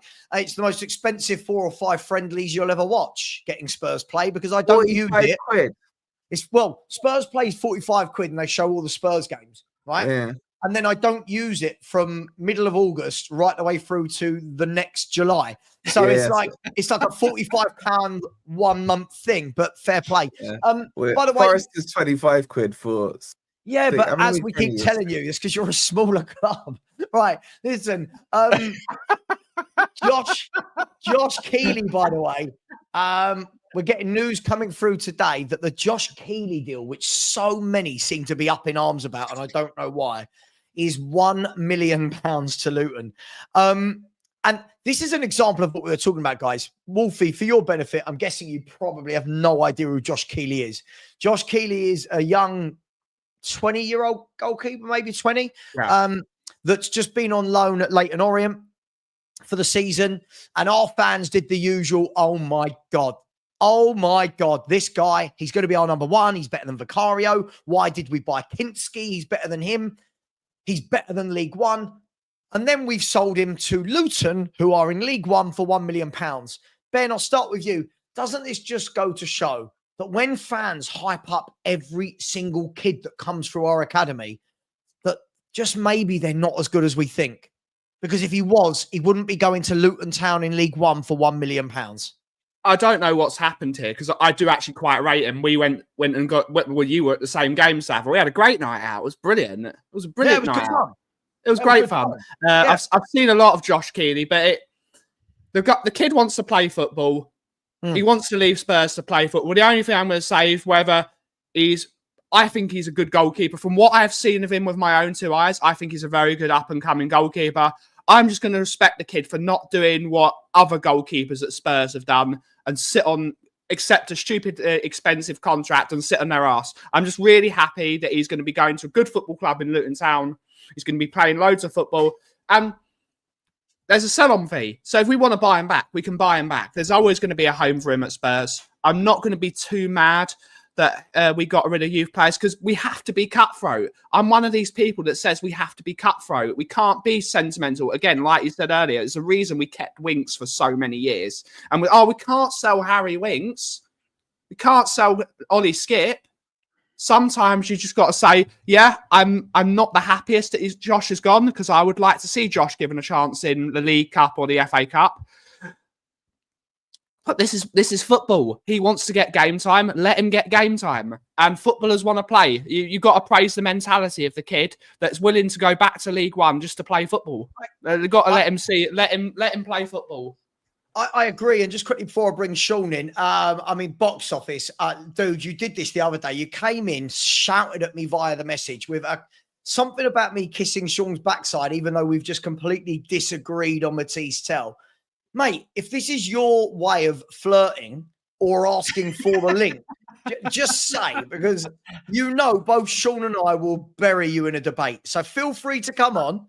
Yeah, let us know and you could come on. Sean. Should be asking. Sorry, I got to jump stuff. Wolfie. I've got part 2 with D. I think it's too early in the day to be arguing with D, that was hilarious yesterday. And sorry, I just want to apologise, Wolfie, yesterday for absolutely destroing you in that debate. I am sorry. No. What part was that? You know the part where you said that Morgan Gibbs White was a downward step to Tottenham Hotspur. That bit, Oh, that bit is true. Yeah. The only downward step between Nottingham and Tottenham is the coffee scene, because the coffee scene in Nottingham is excellent. So if you are, this is me plugging Nottingham. If you are in the Nottingham area, you should go to Effie's because they are making an excellent cup of coffee. Wolfie, you didn't support them. You're in the mud. Support the Nottingham family. Let's be real, man. Everyone's going to go Hooters. So. No, go to Effie. The only reason to go to Nottingham. See you later, mate. In a bit, boys. See you later. Bye. Right. See you, buddy. All right. Sean, what do you mean? You've been on my channel. It doesn't have a join option. How are other people becoming members? Interesting. I'll have a look. Sean, straight away, the first thing I got yesterday was, I would rather have kept Keeley over Kinski. Are we doing that thing again, Sean? Are we doing this thing where we we belittle everyone that isn't one of our own. I don't understand why everyone is so upset about Keeley leaving. Am I being harsh? No, I think it is. Look, I mean, first of all, he didn't want to sign a new contract, right? So it's not about Tottenham. Tottenham wanted him to extend, and he didn't want to extend because he didn't see any pathway to the first team, which is part of the problem. Like this is just the reality of the game, isn't it? If you've got a first choice goalkeeper that's 27 or however old, Vicario is, and then the number 2 is 21, and you're 21. You're not going to sit there and see much progression, are you? And how are you going to get the chance to prove yourself unless you either go out on loan again or you want to crack on with your career? Like, he probably looked at people like Brandon Austin and Alfie Whiteman, who wasted their career just sitting around at Tottenham, picking up 10 grand a week, but not ever having a crack. If that's wasting my life, Sean, give me 10 grand a week to do absolutely nothing. I'm doing it. Give me that job. Give me that job on that bit. But at the same time, like if you're good enough and talented enough as a goalkeeper to have got to Tottenham, like, you should probably have a little bit of ambition, because you are wasting your talent if you're sitting there going home after 3 hours playing computer games, right? Or whatever it is they do, go DJing or whatever. And I just think that he's got ambition, right? So, I think the £1 million deal for me is probably madness, unless I heard that there's 2 different clauses inserted. One is a sell-on fee. I think we still own like 40% of the player, and the other thing, I think we also have a buyback option. So it's not like... I'm not sure we have a buyback option, to be honest. I don't think we have. But the thing is, with that sell-on clause, it's halfway to being a buyback clause, because if we buy him from Luton Town, if we see there's a player there, just buy him back and we get most of the money back. It's like me buying one of my shirts on Redbubble. I'm still getting a percentage of my money. It's it will not have a buyback clause. It will not have a buyback clause. It says 1 million, no buyback clause. I think personally he's a good keeper, but I rate the mentality of the guy. We had the pleasure of speaking with him at Leyton Orient last year. I like the mentality that he's gone to play football. He's not gone to sit on his arse and earn money. I like the mentality, and it's almost like, in a way, it tells me that we should be keeping him because he wants to play, but we should be letting him go because he wants to play. Let him play football. Let him develop in his career. Let him learn the ropes. There's no buyback clause. There's no buyback clause, Mafouz. There's no buyback clause. Let's not start spreading things that aren't true, please. Yeah, look, I just find it very interesting. Like, we seem to get really upset about a lot of things that, like, Sean, for me, this is secondary. For me, Keeley staying going has got no bearing for me as a football fan this year. I know people really want to praise it, and I know me and Lubo have had this chat loads of times. Him and Johnny keep telling me, they keep telling you, look, this is the best crop of youngsters, yet none of that crop of youngsters are actually coming through. I just want to see good players brought into the club. That's where I'm at with it, Sean. I don't care that Keeley's gone. So hey, yeah, it doesn't massively bother me either, to be honest, mate. It's money towards PSR though, because it is an academy player. It's money towards PSR. If we can sell some of these academy kids, even if it's for £500,000, that's still £500,000 we didn't have yesterday. We got to be doing the team that have done this very, very, very well is Chelsea, by hoarding all the young talent. And yes, I know they got a transfer ban for it, which they rescinded. But they hoard all the young talent. They're hoarding them, and then they're selling them. Even if it's to little clubs, they're still earning money off of them. And we've got to start doing that. Even if it's getting average to below average players, we can still sell them. There is always going to be a club that needs a player. Even if it's in like National League, if it's in League 2, League 1, we should be selling these. Every club is a club that can potentially give us money. We need to be selling players to these clubs. Money is money. We've got to accept money from everyone. Why is box office so hot today? Like, why is he trying to? It's a warm day, Savva. It's a warm day. Absolutely, everyone in the chat. What I love is, I know I'm going to banter you now, Alex. When you say 12:30, it's on. I bet you turn up and start talking about something that's nothing to do with what we've been talking about, and you'll try and banter me on something that I've not actually said. I'm going to ask this question: in all the times when you've had a debate with Sean, how many do you reckon you've won? You versus Sean. Wait, how many do you think you've won before you say I'm kissing his ass? Sean, We play Reading tomorrow. Sean, we've got a game. We've got a game. I'm going to. You're going.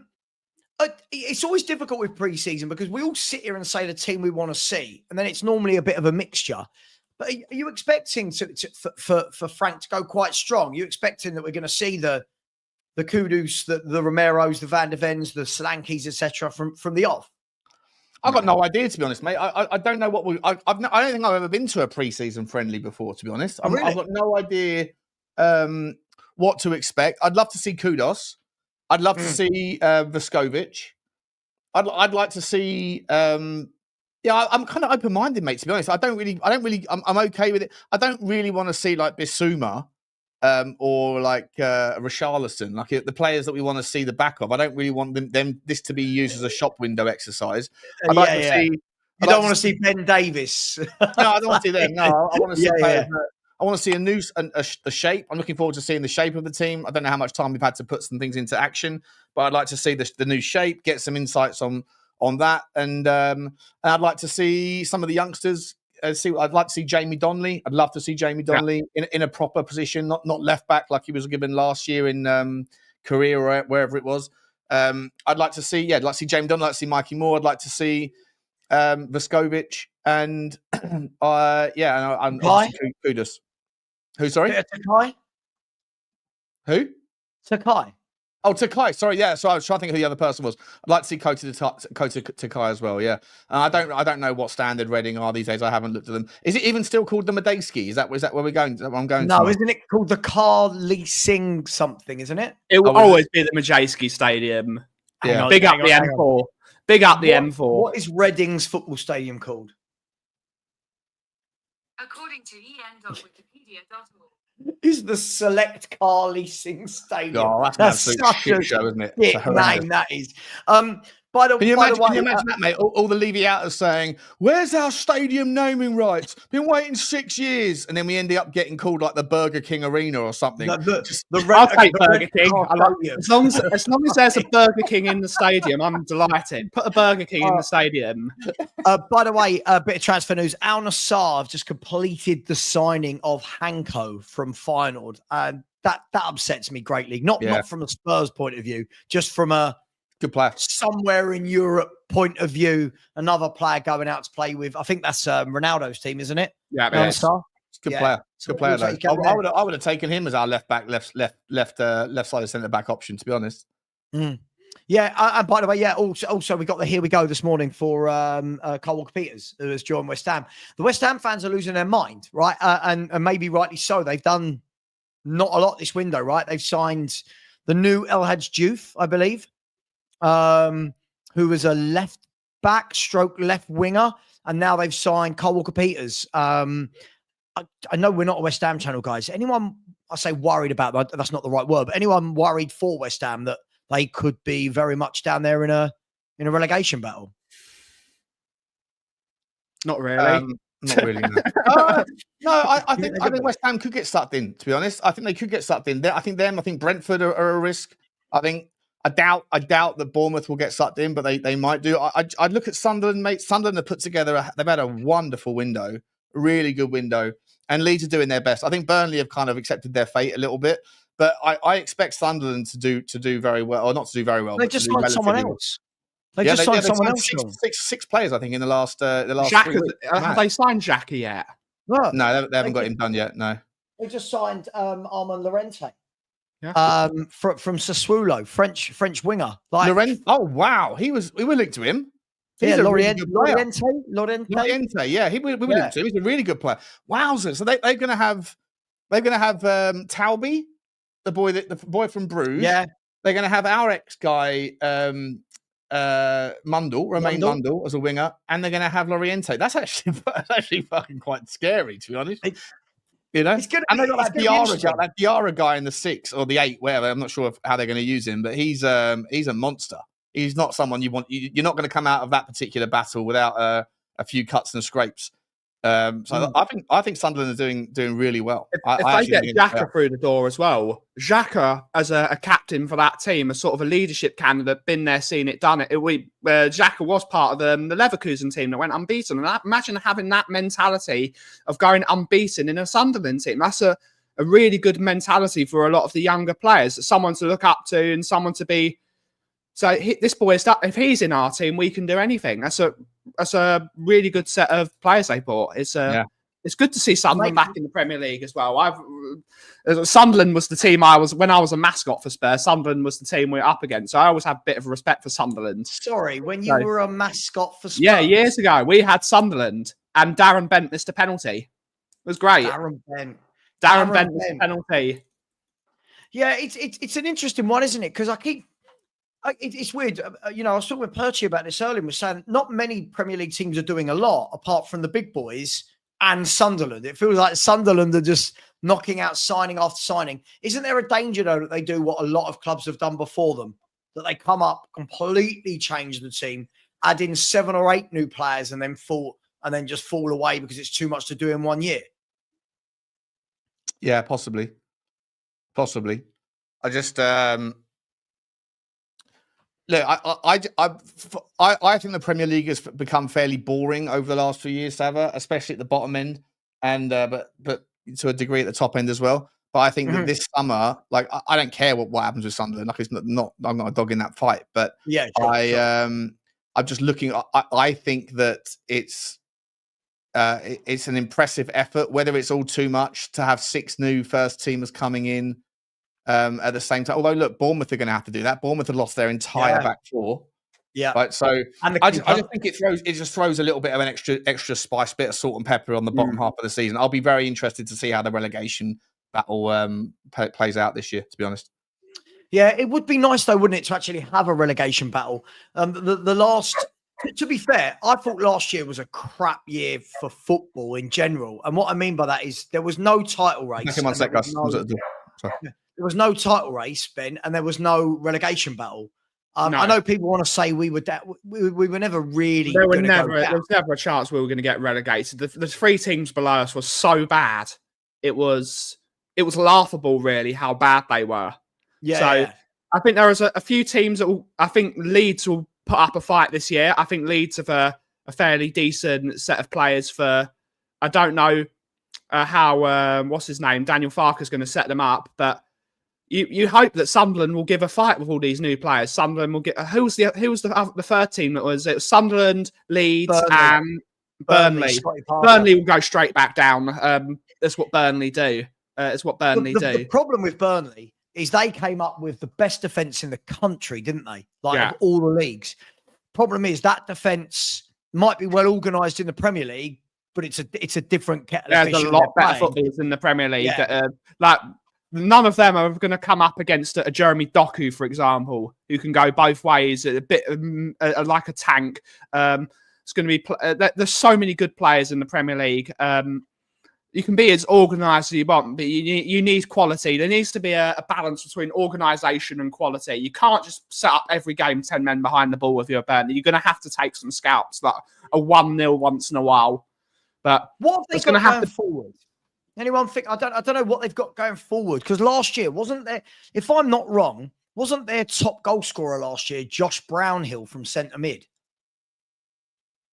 Possibly. Anybody in the chat? Who are Burnley's strikers and wingers? Who I know they've got Marcus Edwards, haven't they? Yeah, they've got Marcus Edwards. Have they got Jadon Anthony? I don't know. They do have Carl Walker. Bryce is right. They've got Carl Walker. Bit of experience for them. It's a bit of experience. So if they Burnley do play a back 3, right, or do they play a back 4? Burnley play 4 last year? But if they decided to switch to a back 3, Carl Walker's a great player, sort of that right centre back who's a bit quick, who got that experience. Again, it's great experience to have a Carl Walker in your team. But I see them going straight back down. Yeah, it's a huge jump. Like when I'm looking at who Leeds have bought, I think they bought Longstaff, haven't they? They get Longstaff from Newcastle. Is that the guy that keeps you up? I don't know. I'm not sure. I just can't really think of who they've got that. I've not seen it. We've seen Scott Parker manage 2 teams in the Premier League. He's managed Bournemouth and he managed someone else, I believe. Was it just Bournemouth he managed? I haven't really seen Scott Parker at this level really say, "Yeah, you're a good coach. You're a." Didn't he have like 15 games, maybe 10 games at the beginning of the season for Bournemouth? Maybe. Yeah, and let's have a look. I've not seen it. You have to see. We'll have to see. I hope he does well because I love Scotty Parker as a footballer. I think he was one of the best footballers I've ever seen come to Tottenham as a captain, as leader. He hasn't really. Oh, he was at Fulham, wasn't he? He was at Fulham.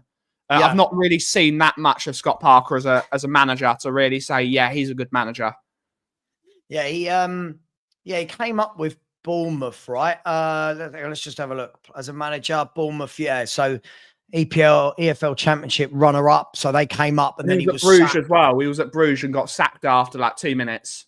Yeah, so he got sacked from Bournemouth on the 30th of August. So that would have been what, 3 or 4 Premier League games into the season. Yeah. So it's really hard to say, but he resigned from Bournemouth as he said they weren't good enough. Jesus, wow.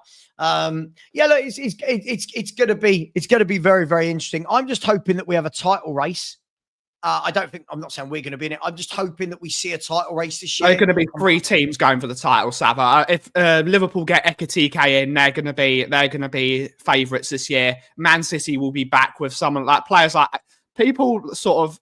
They laugh at Man City getting in players like Aït-Nouri, but they've got some solid Premier League players into that team. Cherky's a good player. I do like Cherky. They've got some good players. Arsenal will be thereabouts when they get Gyökeres in. That's sort of the number 9 they've been looking at for a very long time. There are 3 teams that could go for a title this year, and maybe Chelsea if Cole Palmer has a Cole Palmer year and he does what he did in his first year, maybe Chelsea can be thereabouts. Let's have that chat and ask the chat. This is an interesting one. And by the way, the subscribe count today is terrible. We've only had 4 new subscribers in an hour and a half. Come on, people. We're never going to get to that 20K if we act like this. So smash that like button. Just before we talk about that, actually, let me ask the question, then I'll do the super chats. I want to talk about, how good are Chelsea? Is Chelsea winning the World Club Cup? Has that put a bit of false expectation? Lots of people saying now they've got to win the Premier League. Are they good enough? Have they got a good enough squad? We'll come to that in a second. Big up to Will Jones, the Red Dog 69. Love that. Don't know what that's all about, but I absolutely love it as a sentence. Said Morgan gives right to Spurs. Definitely, probably, maybe. Don't know. To be honest, that might as well be what every single journalist and YouTuber has said on their video for the last week. And it was this time last week we started getting the news, wasn't it? It was this time last week we got the news that he might not be joining. Big up to you. Thank you very much, Will. That is very much appreciated, my man, as is this super sticker. Paul Markwick, keeping the super sticker train alive. Big up to you, Paul. That's very, very generous. Thank you for being here and thank you for your donation, my friend. It's interesting with Chelsea. In my head, I've got that they're 4th. At the moment, I can't see the top 4 being anything other than the top 4. Does that make sense? I agree with you. Can't see City, Arsenal, Liverpool, Chelsea in whatever order. Can't see anyone breaking into it. But there are still a lot of people that don't think Chelsea are that great. What do we make of them? When you've got a player like Cole Palmer in your team, it's like Spurs when we had Harry Kane. It's an unknown entity. I've been arguing with people about this for like 2 weeks now. Anyone that this is how good Cole Palmer is they're just wrong. They're just wrong. Cole Palmer made the best team in the world look like amateurs. That's how good Cole Palmer is. He was superb. He made them look amateur. When you've got a player that good in your team, anything's possible. Anything's possible.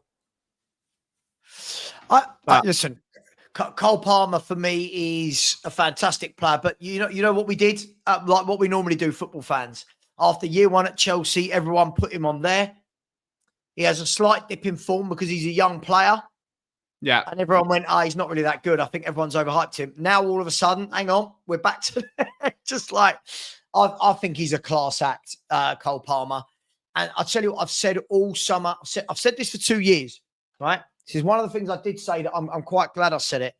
When everyone was knocking Chelsea for spending what they did on Caicedo, on Enzo Fernandez, I said, listen, you've got to remember, yeah, the fees are big, but these two are top midfielders that once they mature a little bit, and I think that's one of the best midfield partnerships out there. Caicedo and Fernandez, for me, has got a little bit of everything. And then you had Cole Palmer in front of them and Lavia in there as well. I think it's a really good midfield. I just need to, James, you're not listening to me.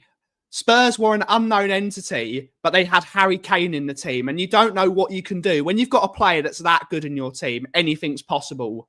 It's like Argentina. Argentina had some really good players, but they never really fit. But when you had Lionel Messi, wrong thing, because Lionel Messi's the greatest player to have ever played football. And we can have that argument. When you've got a player like Lionel Messi in your team, you can win anything. He's that good. It's the same thing with Cole Palmer. It's the same thing with when you've got world-class players in your team. There is limitless possibility. If they have an unbelievable year, they can make every single person in the team feel like $1 million. It's just that's what world-class players do. And Philly's right. You do have players like they hear a few of the words you've said, Ben, but not listening to the context. It's not that Harry Kane's an unknown entity. It's that Harry Kane is a maverick in terms of he's got that ability to make everyone better. Make everyone better. Jess thinks Liverpool, City, Chelsea, Tottenham. I mean, I'd take it right now. I would take it. Listen, I think if we finished above Arsenal from where we are right now, I think that would be amazing. I think it's not possible. It's not possible. I know we want to just say bad things about Arsenal, but whatever we say about them, they've been second 3 years in a row for a reason. They're a good team. They're a very well-organised team. They're the best team at the back. Now they've added Gyökeres. Let's see. But if we finish above them, Frank needs a statue. If I'm going to be, if we finish above them, firstly, Arteta there needs to be serious questions about Arteta, about how him as a manager. If we finish above them, but it's just not possible. It's just not possible. We're going to finish above Arsenal.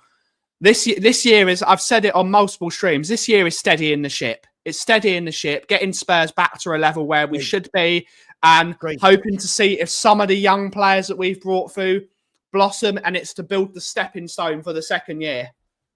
No, listen, I got to jump quickly. I'm so sorry. Thanks for having me.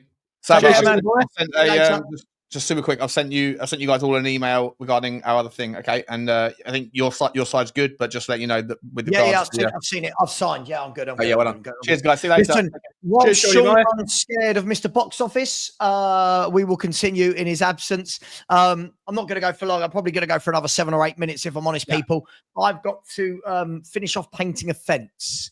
I'm hosting a barbecue tomorrow, in case anybody didn't know. And my fence is it's going to rain.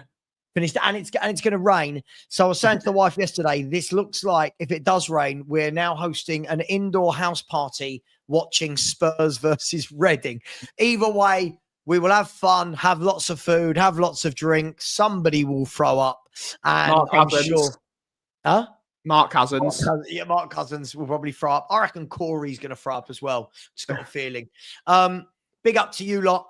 And look, by the way, lots of people are asking about a watch along tomorrow. I am hosting the barbecue, so I can't be up here. But what I will do is we'll do a couple of videos before the game, half time, because I can interview YouTubers in my house. So we'll do a couple of videos sporadically, upload them. And then we'll be back on Sunday night for the Spurs review. This week, I've got Kate from The Perfect Match, Danny Kiriaku's joining, and a few others as well, yet to be confirmed. I think, I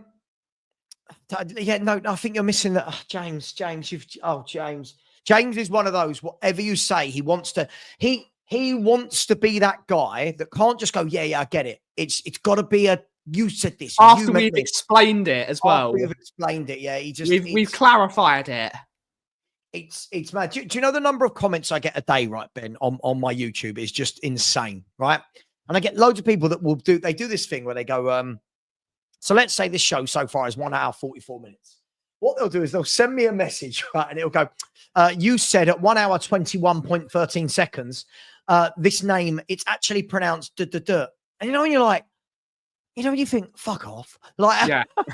like really? Of everything I've said for 2 hours, you want to do my pronunciation of a player? Oh God. I'm used to it working in customer service, Savva. The amount of times people trying to tell me how to make a cup of coffee. Like, no, this is how I want it. Well, you're like, if that's how you want it, you can buy yourself a coffee machine and make yourself your own coffee. In my coffee shop, I'm making the coffee, not you. Oh man. It happens all the time. I'm barbecuing. Yeah. It's my barbecue. When my brother's over, right? My brother's a brilliant cook. He's superb, and he loves he's got a big smoker in the garden and the barb. When he comes over, he's like, if you thought about if you had a little bit of oil now and this oregano, fuck off. Like no. At your house. It's great for me, Savva. I'm usually the barbecue chief in my house. I'm like, I don't have to do anything. It's great. What meat am I cooking? Well, there's some burgers, there's some sausages, there's some coys, there's some chicken, there's some lamb. You're cooking Phil Coys all day tomorrow. Phil Coys is easy to cook. It's unfair You're to cook him all day. It's unfair. I'm going to get him the biggest Matisse Tell burger I can find. The Tell burger. Yeah, listen, there's a lot of food. Oh, hang on. I was going to win the show. But I can't. I possibly can't, Ben. Alex, what is it with you? Good morning. Good afternoon. What is it with you at the moment saying I'm kissing Sean's ass? Are you just after some attention? You know what? One thing I will say, right, I think you're getting what I'm all about, Savva, by letting me on. You know exactly how I work now. I think that's one thing I will give it to you. One thing I will say, I think Sean's absolute BS that he's backs Tell. I think that's just him trying to be different than anybody else. I've got to be honest, because he don't rate him at all. I think you don't rate him at all. I think he knows how to play the game. He got scared you were coming on, so he left the straight. I know he's scared. That's why he don't invite me on his show, because I would have ripped him to shreds. You know what I mean? Here comes even more of a waffler. Right, by the way. And yeah, I know, Savva, I'm a bit harsh in the chat sometimes, but sometimes I've got to be a devil's advocate, and I'm only going to be nice to people that are nice to me, like Ellie, you know, who needs to be appreciated in his fan base. You know what I mean? She supports everybody. You know what I mean? So hang on. Whoa, hang on. Slow yourself down, sweetheart. Right? Don't you dare sit in my chat and talk about, you're kissing someone's ass, and then you're so far up Ellie's backside right now that we might have to drag you out or from the barbecue tomorrow and hose you down. What are you talking about? No. Ellie's a different matter, right? Because she's nice to everybody, Savva, and she's nice to you. She's nice to you. She's nice to everybody in this fan base. So let's be appreciative of the Queen Ellie, because she's tirelessly supporting everybody. No one's ever said that, Alex. You're just waffling. Yeah, so that's the first thing. That's the first thing. So let's go on to the whole thing with Sean. I feel you're being too. Like, you would give it to Sean if it, like, I'm sorry, that you would give it to somebody if you didn't agree with him. The example is Matt, and I'm sorry to bring him up, right? Matt, right? I see what you're saying. Because I think Matt, right? I think you're a bit harsh with him a little bit. Yes, he talks a load of rubbish, right? He talks a load of rubbish about the injuries, because I'm not going to be hypocritical. I said, I'm sorry, I'm not going to buy that. Absolutely not, right?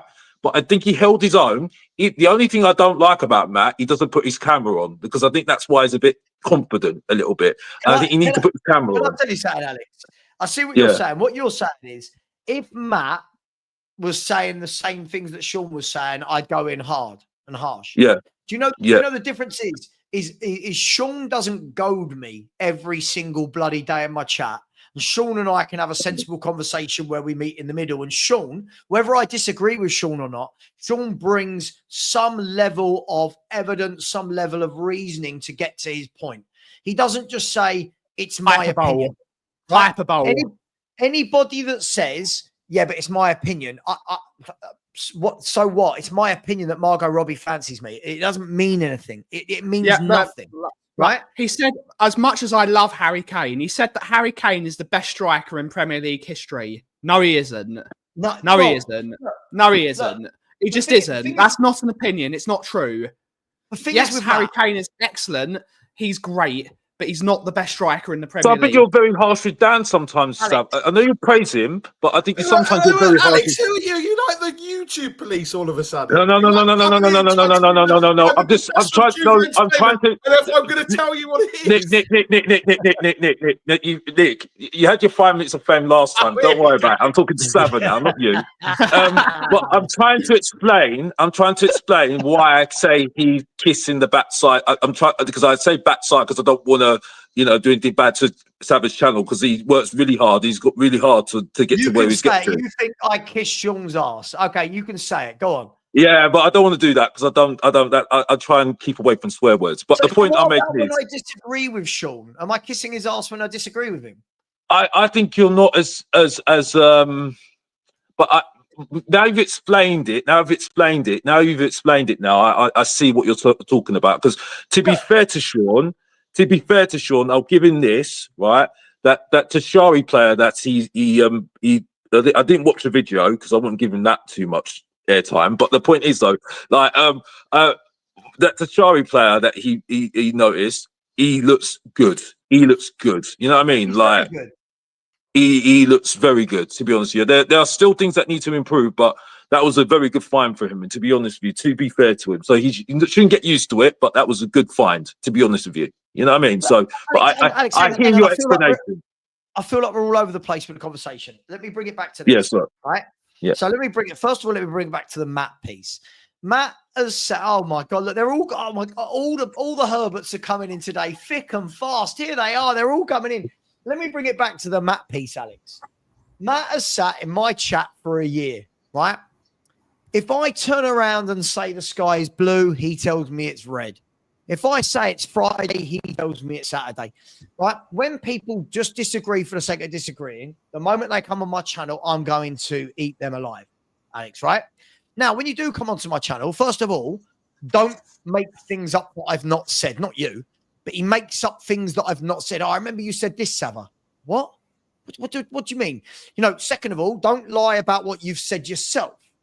So all of these things he said about Ange for a year, suddenly, no, I didn't say it. What I meant was, no, we've all seen you, mate. We've all seen you say it. Listen, I've got nothing but respect for Matt coming on. I think anyone that likes being cooked that much has got something wrong with them, but he comes on. Fair enough, he doesn't put his face to it. But if you think I'm harsh on him, Alex, he knows what he's getting when he comes on. Everyone knows my style of YouTubing. Why do you think Lubo comes on most days? He loves getting schooled. He learns a thing or two about football. That's why come on, Alex. And maybe if you listened a bit more, Alex, instead of shouting with your caps lock on in the chat, 2 of these, Nick, 2 of these, Nick, and 1 of these, Nick, and maybe, Alex, maybe you. I've got to get your attention somehow, Savva. It's like about 700 bloody comments in there, bro. How am I supposed to get myself in? Sometimes I can't afford to put a super chat in. You know what I mean? Sometimes I've got to make. It's a lot of people in that chat. You have to get your attention somehow. Message, you know what I mean? You have his phone number. You could send him a text message. You go right to the store. Don't put the illusion. Don't put the illusion that I know. We've got each other's numbers. Yeah, you know what I mean. We don't want people to know that. You know what I mean. But anyway, moving on. Nothing changes, does it? No. Yeah. Schooling me on your football opinions. Do you know what? The best thing about schooling Lubo. You made me smile. You made me laugh today. I'll tell you the best thing about schooling Lubo is. One, you've all seen the film 8 Mile, right, with Eminem. When Eminem, in the last rap battle, cusses himself for 2 minutes so that the other guy can't say anything bad about him, that's like debating Lubo. I know everything Lubo's got to say about me. Levy. Lubo, what do you think of Vlahovic as a striker? Yeah, but the problem with Vlahovic is Levy. This is what we know. Plus, he's not evolved now, so it's a new conversation now. All right, let's go for another one. Lands are running the transfers now, so we don't need. How are you feeling about talk about that loser anymore? How are you feeling about Josh Keeley, who's going to be our number one for years to come? Yeah. Another mistake. Sean Slater and Lubo crying into tears because Keeley. I just sent a message to Sean Slater the other day. I said, "How are you feeling?" And he said, "Not good." I said, "Don't worry, because Donnelly's next." Do you know what, Nick? All the posts that have been sent to me on WhatsApp and that, I thought Keeley had died. Like, honestly, people saying this one hurts real bad. What do you mean? He's going to be a professional footballer in Luton. He's not dead. What are we doing here? Oh, what are we doing here? Yeah. Why did we sign Kinski? How dare we have blocked his path? Yeah. What did we sign him for? I honestly don't know. When I looked at him at Villa. Oh, here we go. Kinski at Villa with that shot going through his hands in the first 50 seconds. What on earth have we done here? Hang on, Lubo. You forget his debut against Liverpool in the first leg of the Carabao Cup, yeah? Let's talk about the Emirates where Trossard shot went under his body. He can't do it, can he? He can't do it. Should we talk about Vicario's mistakes then? If you want to bring up Kinski, who's played about 3 games. Wolves, he had a bad day. I think Forest the week after, he wasn't great. But apart from that, Vicario's been pretty okay. In the cup final, he was fucking awful for 45 minutes as well. I don't think Barry's allowed any opinion on a football player because he still loves Emerson Hang Royal. on a minute. Don't you start Emerson Royal. Yeah? I will bring Emerson into it, Barry, because you're in the mud. Barcelona, Tottenham Hotspur, AC Milan. There's no Jamie Donnelly's getting near those levels, mate, or Archie Gray's getting near those levels, are there? We'll see. We'll see, Barry. We'll see. You're in the mud, mate. You're in the mud. In the mud. My right back has won a trophy. So was my right back, Pedro Porro, and you slated Pedro Porro all year. You slated him all year. The under-21s as well. Oh, Gray won the under-21s or whatever. He didn't. Gray's won a trophy. He's won a bigger trophy than Emerson Royal has, and he was on the pitch. Emerson Royal wasn't on the pitch when he won the Super Cup. You're in the mud, Barry. You're in the mud. I don't care. I don't care. All I know is that England won the under-21s and Gray played no part in. So what you're saying is Gray has 2 trophies. He's got 2 trophies then. Archie Gray's a serial winner. He is. Winner. You're in the mud, Barry. He's got 2 trophies. He's got more trophies than Emerson Royal. Hang on a minute. I'm not having this. Football knowledge. How many minutes did Archie Gray play in that final? More than Emerson Royal did. Yeah. You're in the mud, Barry. The first thing it says is he was part of the squad. He was on the bench for the final, and he was shameless and collected his medal after the match. So he was on the pitch. He didn't have a part in it. He was on the pitch. He was on the pitch. If you would have gone to the game, Barry, you would have seen that he was on the pitch in the final. Bad fan. I like the fact that Mr. Box Office has come in here, talked a load of waffle, disappeared, and you two are just going to your normal narratives, yeah? Levy, Emerson Royale's rubbish. Nick. Archie Gray's the best midfielder we've got at the club. Nick, where were you in Bilbao? I never did get to ask you. Where were you in Bilbao? Lubo, if I'd have gone to Bilbao, we would have lost. So that is true. That is true.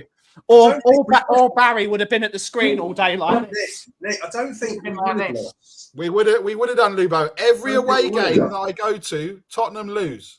Unless you were going to score 2 goals up front for Man United, I don't think we were going to lose that day. Lubo, every away game I go to, I think the only game that we've won was Leeds United away. And that was when Lucas Moura was still playing for us. That's how long ago. That goal he scored. Yeah. I've got Spurs news. For anyone that cares, I've got Spurs news. Ooh. Go on. I've got Spurs news. Sky Sports and Damasio are saying that Tottenham are interested in Zabanyi of Bournemouth. I feel bad for Bournemouth. I feel really bad for Bournemouth then. And we would be ready to match the requested fee of 70 million euros, including add-ons, if the player opens to the potential move. Zabanyi's priority is PSG, but has yet to agree on a fee. The next days will be crucial. I'm just putting out there. For me, I think he's a class act. I think he's a top player. Just before we go to that, Archie Gray. This is before we go to that. Archie Gray played 1 minute against Man United. Did really well for that 1 minute he played against Man United. Yeah. Well done, Archie. In the under-21s, he played 90 minutes in the first game, 64 in the second. Didn't come on. 1 minute in the semi-final and no minutes in the final. So Archie Gray in the 4 games to leading up to winning that, in the 4 games plus the final, played about 2 minutes of football. Well done, Archie. Lubo, you must be proud. He's got his medal. He's got his medal. That's almost as bad as John Terry getting changed and getting in his kit, Lubo, that Archie Gray. That's all I can compare it to. Oh, listen, please God, Archie Gray hits the levels that John Terry hit. That would be amazing. Does that mean, Savva, does that mean if that is the news, because we're bored of this Archie Gray nonsense? Because we haven't got enough centre backs, have we, at the club? Does that mean that Romero's going if we're doing that? I hope so. Hang on, I'll try and bring it up on screen. Bear with me 1 second. Luca Bandoni, 1 second. Let me bring this up. I'm not an ex-user, so I'm not very... Luca Bandoni. Is this him? There you go. Okay, so Luca Bandoni, part of the Sky Sports transfer team for Demarcio. Here we go. Look, yep, it's there. It's there. This isn't fake, people. This is not a fire drill. Here we go. Can you see that? No. Can you see that now? There. Yeah, Tom. Yeah. There you go. You can see that there. So part of the Damasio Sky Sports team. So I'm interested in Ilias Zabanyi. I'd take this all day long. I really, really like him. Him, Romero, and Van der Ven in a back 3. Very good. Oh, man, that'd be mustard, wouldn't it? I'm using young kid slang. I'm 40 and it's young kid slang. Mustard.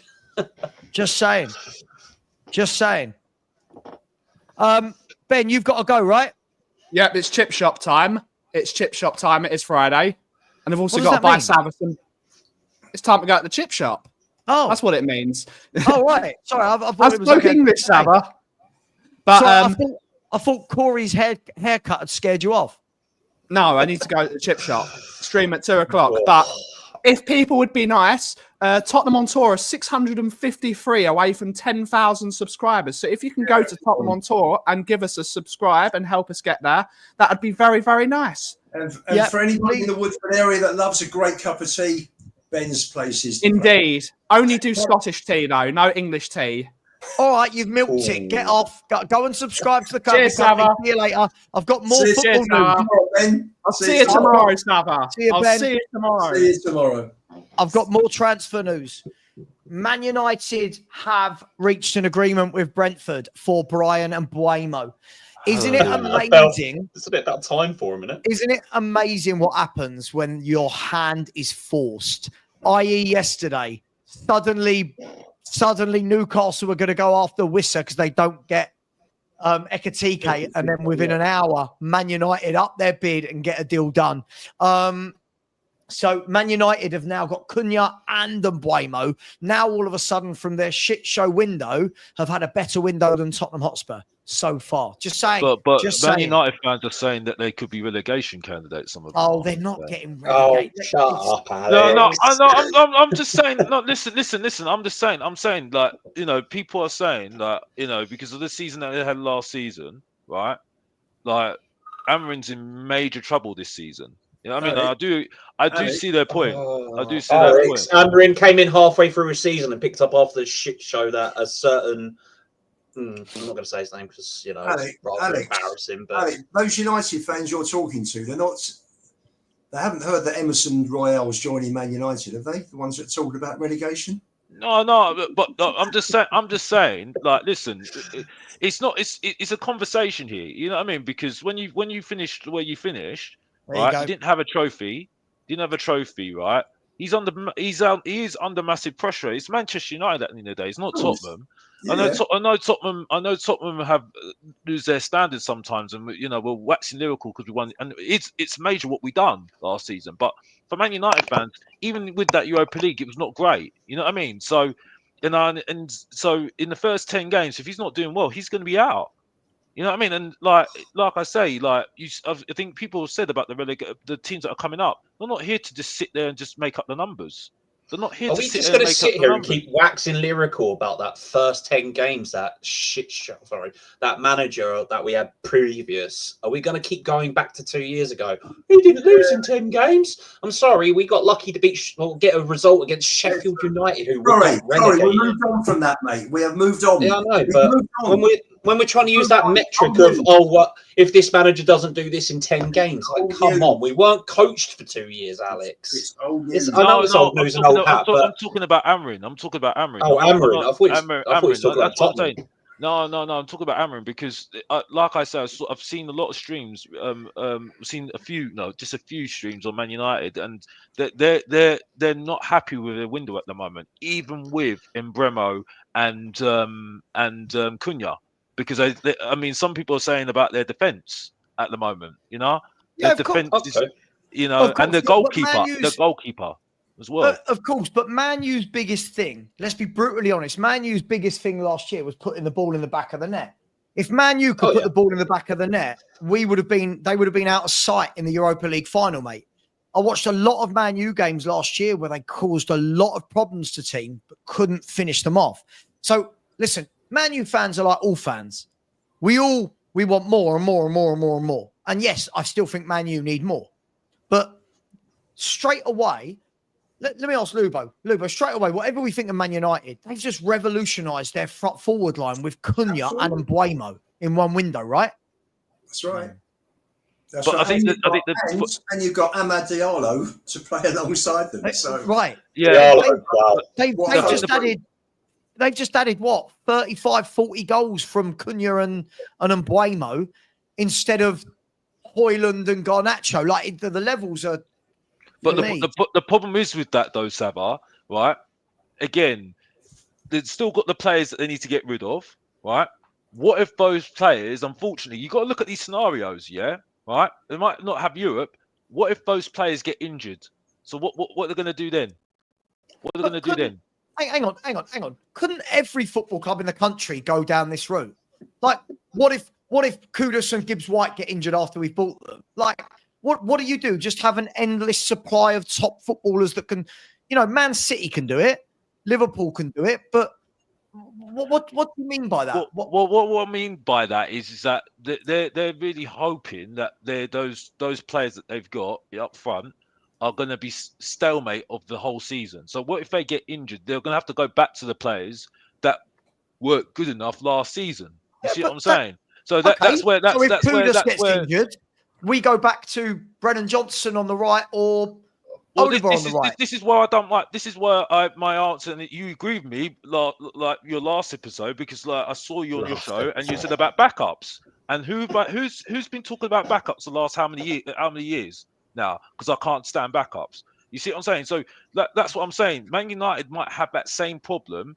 This Kick TV. Alex, know what I'm talking about. You're forgetting about the one big elephant in the room. Man United have sway because of their name. They can. They haven't got sway at the moment because they were in for Gyökeres, and Gyökeres said no to them, didn't they? Because obviously, Arsenal are much bigger. Man United don't have sway. Man United don't have sway. They've just taken They've just taken Cunha and Mbuemo, two players. I think we would all agree would walk into Tottenham Hotspur's team, right? Yeah. No, Man United don't have sway. In the last year or so, they've signed Casemiro. They've signed players like Ugarte. Right, they've signed serial winners that played for massive clubs like Matthias de Ligt and Mazraoui. I mean, Man U will always have sway because they're a huge football club. But they're struggling. And the fact that they took Ugarte from PSG, so a top team in Europe. I'm not sure of the point you're making. So Man U sign. Hang on. Man U sign Cunha and Mbuemo. But that's not enough. No one's saying it's enough, but what are you saying? That they should buy another two players to go behind Cunha and Mbuemo in the forward? It's just not enough at the moment for them because of the players that they had last season. They weren't great last season, weren't they? They struggled, and because Amrin is so stuck on what he's doing in terms of the system, from what I'm seeing, right? He's not really adaptive because really, let's be honest here, some of the, I mean, I just think he could have done more with the players that he has at his disposal. Really, Who? Like the players that he's letting go of, like Sancho. They can't let go of all these players at the moment. Sancho. Of course they can. What is it? I forgot his name. Garnacho, Rashford. Hang on, but hang on. Sorry, this doesn't make sense. Isn't the point that Man United need to get rid of those players so they can buy? Like, isn't that Rashford, Garnacho, Anthony, Sancho? Aren't these the ones stopping them bringing in more players because of the gargantuan wages that they're all on? Isn't that the point, that they need to move them on, Alex, to bring in Cunha's and Mbuemo's and the next players?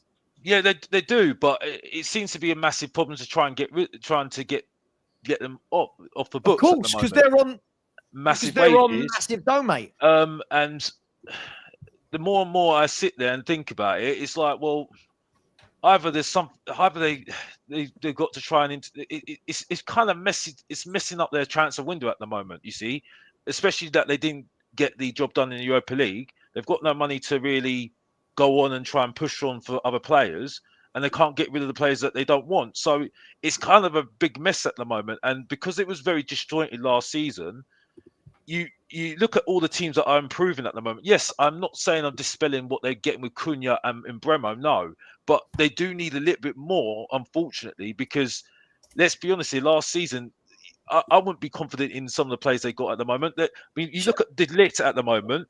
Yeah, you take De Ligt, but De Ligt was criticised last season. Martinez is very, very much injured all the time, right?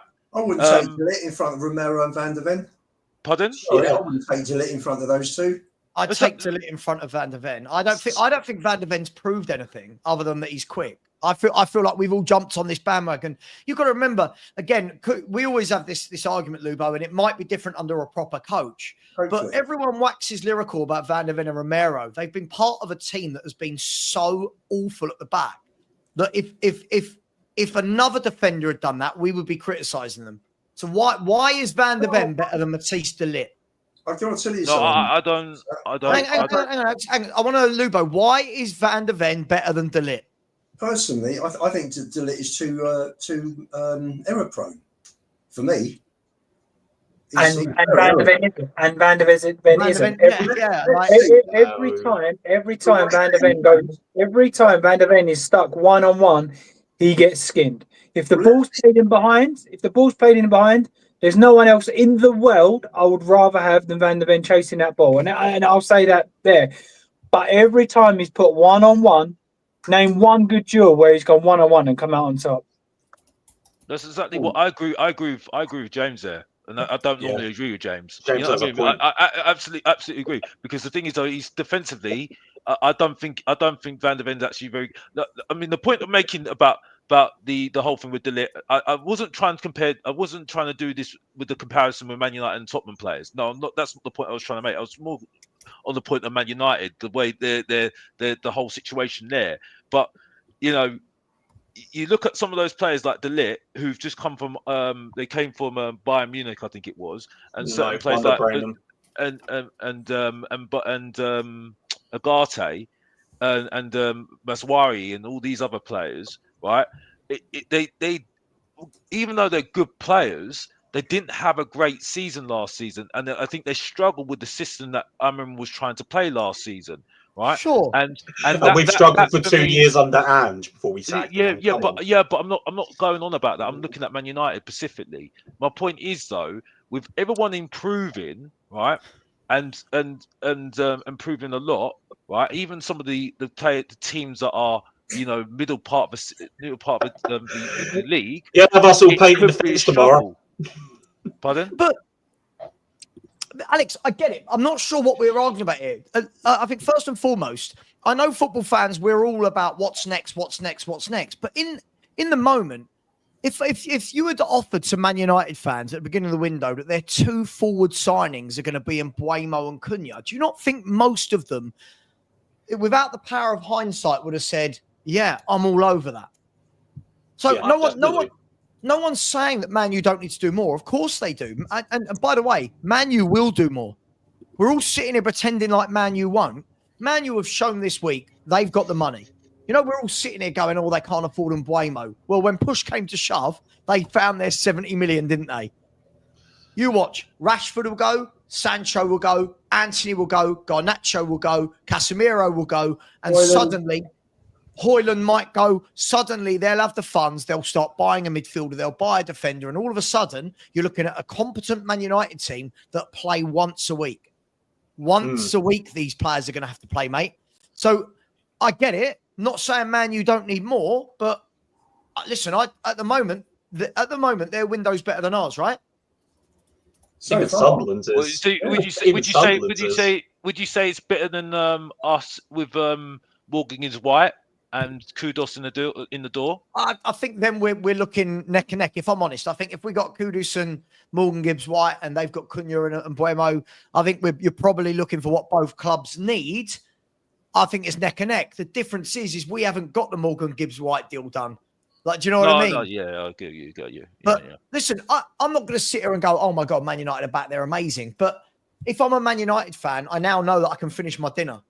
I now know that when that ball goes into Cunha and Mbuemo, they know how to hit the back of the net. And talking to Gibbs White, I see Marinakis' personal assistant, Wolf, is in the chat just now. Oh my God! So he'll come back on and start pointing to his 2 stars again when we've got 4 of them. I'll take that. What is it? That player that we were talking that you put in your thumbnail. I can't remember his name now. I'll take that player that we were from Jashari. Jashari, and I'll get rid of Bentancur. I'll get rid of Basuma. Yeah, I think either getting rid of Sarr, was it Sarr or something like that, and then at least then he can compete with Birbal, because I think he's a guy that can compete with Birbal. He can push him up a little bit. You know what I mean? You keeping Archie Gray? You keeping Archie Gray, Alex? No mention of Archie bloody No. Gray. I'll ship him out on loan. Yeah, he does need to go out on loan. I think the thing is that Alex, the only thing. The only thing with the whole Gray thing is he has to stay on loan within the Premier League or within England to keep the homegrown, home-trained status, because he can't go abroad, otherwise we lose that. So it's one thing that we got to keep him around for. There are players I seriously look... sorry, go. It's not going to happen. I was not just going to say, just to round off the Man United bit, Romano has just posted again that the Man U fee is 65 plus 5, and it is going to be paid in 4 installments. So, you know, when people ask how transfers work, this one is 4 installments. And guys, I want to ask the question, what does this mean for a player that we are linked with, which is Wissa? I've been told off if I say Wissa. Listen, Brentford and Bournemouth are being absolutely raided for their players. And this is the downside to those teams overachieving, right? Is that they're being raided for their players. If you're Wissa, let me ask you, James, if you're Wissa right now, you're surely going to be wanting to go as well, aren't you? 28 years of age, you're seeing Norgard's gone, Flecken's gone, and Mbuemo's gone. You're going to want to go as well, aren't you? Your team's being decimated. Yeah, I think the thing that's out of order, what we think is out of order, is if somebody said to me, all your colleagues are going to go work at Harrods, but I can't afford to lose you as well, so you're staying in Primark. Like, that ain't fair, is it? Like, you're kind of going... I can imagine you in Primark, sorting out those bargain basement pant things in the middle of the store, yeah. Let's leave Primark alone. It does all right for my son, and he's 5. Yeah, so for me, imagine that, though. You're one of the best employees. Everyone's allowed to go, and they're going, you know what? Because they've all gone, you can't go. That for me is going to cause such a rift inside the club, because surely he's going to go, hold on a minute, I gave you everything last season, and yet everyone's allowed to go because they want to go on to bigger and better things, and I've got to stay. Now I'm here left with what?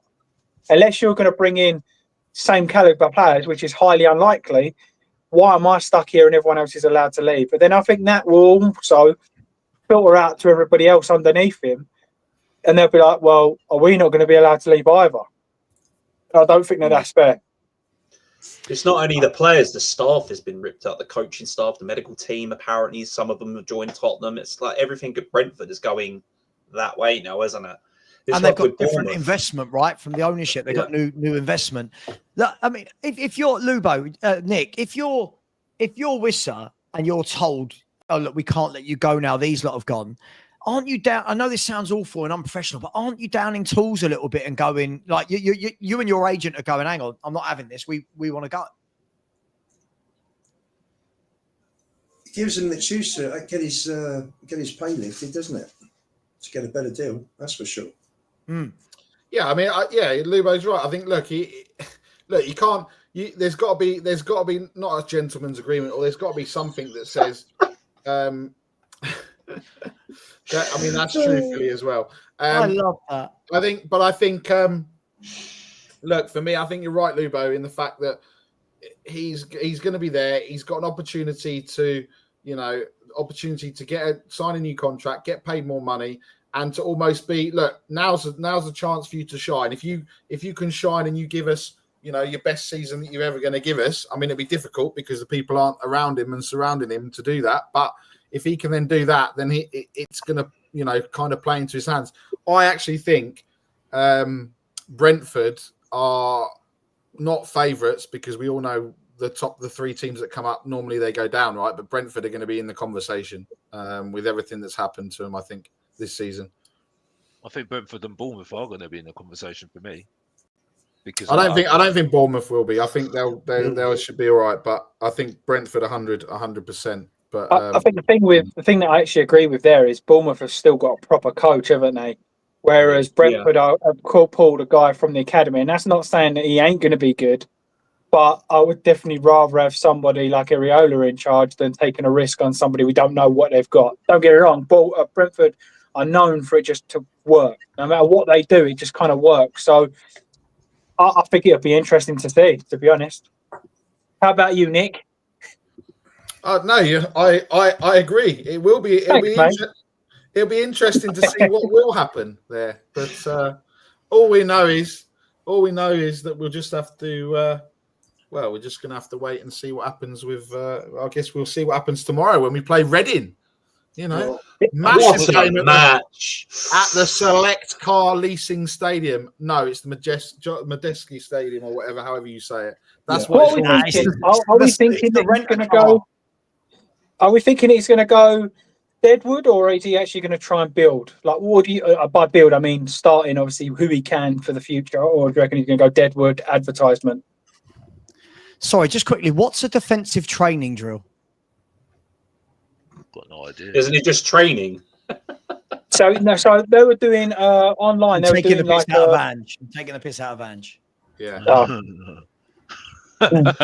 Something we didn't do for 2 years. Don't, because otherwise Corey's going to start. We'll rather not, please. Lubo gets upset if you talk about Ange, but yet wants to talk about Levy every minute of the day. No, Levy's done. I can't. No, he's bloody not. So if Levy's done, does that mean all the bad that happens from here goes to Paratici, Lange? But Paratici, I think, is there as a consultant at the moment. Yeah, but Lange is organising the transfers with Vinay. So are you Vinay and Lange and Paratici out if we start to drop the ball? I won't be out. Not necessarily out. They haven't still be Levy out. Sorry, they haven't made 25 years of mistakes. Here we go. So no, you can't compare them to he who shall not be mentioned. Yeah, but Lubo, if he gets Morgan Gibbs White and gets Kudos, right, he's accepted Tell, right? Who's accepted? He had no choice with Tell. Sorry, I keep seeing this narrative from people that he's accepted Tell. Tell signed before Frank signed. Well, but are we going to blame? Was it obligation to buy? Davis signed before Frank signed. Davis signed before Frank signed. But was it obligation to buy? Sorry? Was it obligation to buy the apparently, but even why if did it wasn't, we take the obligation? Are we going to blame a manager that wasn't? How far do we go back with this? Are we blaming this manager for losing to Wolves last season? Like what? Like I love the way people. No. No, okay, but okay, with information, possibly. Okay, I can't. But in saying that, Savva, right? Regardless whether he didn't buy in, right? He's still got him in the squad, so he's gonna have to use him somehow, or there is he should not really accepted the job in the first place then, because he knew what he was getting into in the first place at Tottenham. So, and for me at the moment, he's getting a good transfer window at the moment. You know what I mean? With Kudos and possibly walking his way through the door. So, and there's possibility that he could get other players as well. So the pressure could be on him. It could be on him. You know what I mean? I've got to look at it. Alex, the pressure to do the pressure to do what? And by the way, all these people that told me that Frank was a yes man, maybe Frank's gone in the interviews and said, if I'm joining, I want players like Gibbs White. I want players like Kudos. Maybe he's the complete opposite of what we're being told of a yes man. Maybe he's the one that's gone, I will join, but I want X, Y, Z. But he won't get any praise for that. We'll just be told that he's not won anything. Yeah, but he hasn't been ruthless about the certain players that need to go, though, Savva, though. Right, How do you know that? Sorry. James, I've got this. Come on, I've got this. I'm going to put Alex down with me. Sorry, Alex. In the words of the great James Flower from Norwich, how do you know that? Yeah, you bloody know that. Because some of the players are still there. Some players are still there. No, okay, well, Gil's still there at the moment. Alex, you do realise, right? Alex, I'm going to break this down to you again. How transfers work. Okay. Thomas Frank's probably given a list of all the players he doesn't want, or that I've seen now for a few weeks I don't need. Just because he says I don't need them doesn't mean the club can find a buyer for him like that. How do you know Brian Hill's not going? How do you know? Well, at the moment, look at Basuma. Yeah, people interested, and Basuma's coming out and saying, "I want to stay." How is that on Thomas Frank? You're just blaming him for things that aren't his fault. Listen, I'm just looking at it from a different angle. You see what I'm saying? Because we've got a massive what angle? We've got a different angle is that he could be a little bit more ruthless. For example, I'll give you an example. I'll give you some context. James, you're a plumber. You need to go teach this guy about angles, mate, because he's coming at it with a different angle. There isn't. Let me explain. Alex, I want to hear the context. By the way, Louis Barry has just signed for Sheffield United. Good little player. Watch out for him. My context is Enzo Maresca, right? He came into Chelsea, right? Yeah, the massive squad. Hang on, stop. Hang on, Corey, stop. Let me hear his context. Go on, mate. Enzo Maresca had a massive squad, right? He said to certain players, he said, "Sorry, mate, you're not in my squad." Sorry, you know what I mean? He had a lot of people just saying, I'm sorry, you're just not part of my squad. You know what I mean? He said, "This is my number of players, right? And that's all I'm working with. All the other ones need to sort themselves out straight away." That was just him just saying, and they knew they knew where they stood basically. Yeah. Okay. Right. And I have a question. Go on. One, how do you know that happened under Maresca? And two, how do you know that Thomas Frank hasn't told the club and the players who he wants and who he doesn't? Well, reportedly, that's what's happened. Reportedly, Frank wants to keep the players. Reportedly. Hang on, guys. Reportedly, he wants to keep who? Solomon. He wants to look up Solomon. No. So hang on. So one report comes out saying that he wants to look at Solomon in training. By the way, how would anybody know that, right? Why would that be leaked? And that means now that he's not ruthless. For all you know, Solomon's going to go in the next few weeks. I feel like you're doing this thing that a lot of fans do. Frank's come in. He's another yes man. He's not ruthless. I didn't say yes man, though. I'm saying what people are saying. People are saying yes man. You said he's not ruthless. I don't know what he's been at the club about 3 weeks, right? What are you expecting? What are you expecting? Yeah. Well, Pochettino was ruthless when he started at Tottenham. Mourinho was ruthless when he started at Tottenham. Conte was ruthless when he started at Tottenham. Well, he said certain players. He said to certain players, "Well, I'm sorry, you're not part of my plans. Sorry, Danny Rose? That was it. You see what I'm Can saying? I- So, can I say something? certain players. I'm just I putting. feel like you're making up history. Yeah, What did Poch do that was ruthless in his first 3 weeks? Well, okay. So certain players that he just didn't fit to what he wanted to do. There was Okay, certain so players. I'm going to Can I add one thing? In his first 3 weeks, when Poch was manager in his first, when did Frank join? 3 weeks ago? 4 weeks ago? 3 weeks ago. In his first 3 weeks, who did Poch sell? No one. But within a year, Poch has sold a year. Poch has Can sold. I just add to this? Can I just add to this? We haven't even finished the transfer. Good. He sold 5 or 6 of them. Can I just add to this point? And Alex said Pochettino, Mourinho, Conte. I'm going to add Nuno in there. I'm going to add Ryan Mason. They've all still got Ben Davies cooked. No. We're not doing that. No. That's a mute point. That's a mute point. That's a mute point. Davis doesn't count.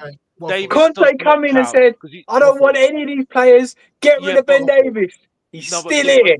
Yeah, but that's a mute point because we all know that Davis is always going to stay in. Let me ask the question then. Sorry, this is what I like facts. Alex, you're saying a lot of things. I like it. I like things that are said, but I'm waiting for some evidence. When Conte came in, what was he ruthless about? He was ruthless with Dele Alli. That was one player. Well, no, Jose Mourinho got rid of Dele Alli, didn't he? No, it was Conte because he was still around, wasn't he? Jose sat down with him. It's on the bloody. Okay, but Jose's the one that. Okay. So Conte got rid of Dele Alli. All right. Who else was he ruthless with? Didn't Conte have a back five of like Aurier, Sanchez, Rodon, Davis, Dyer, Sessegnon? If he was that ruthless, why was that our team? No, certain players he had to keep, obviously. Yeah, So I'm asking you, who did he get rid of? Who did he get rid of in 3 weeks?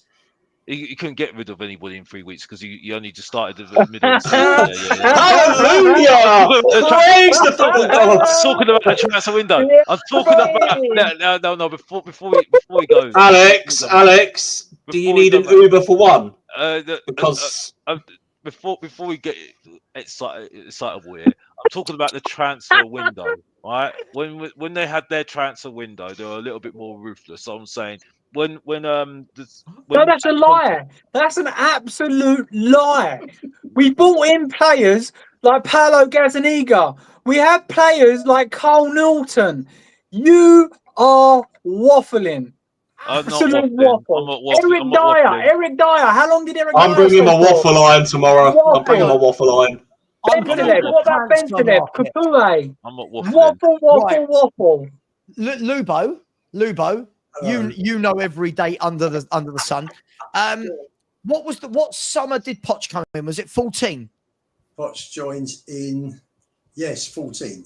Okay, so I'm going to have a look in his first summer at who Pochettino got rid of. Savva, don't do it to him. Don't do it to him. No.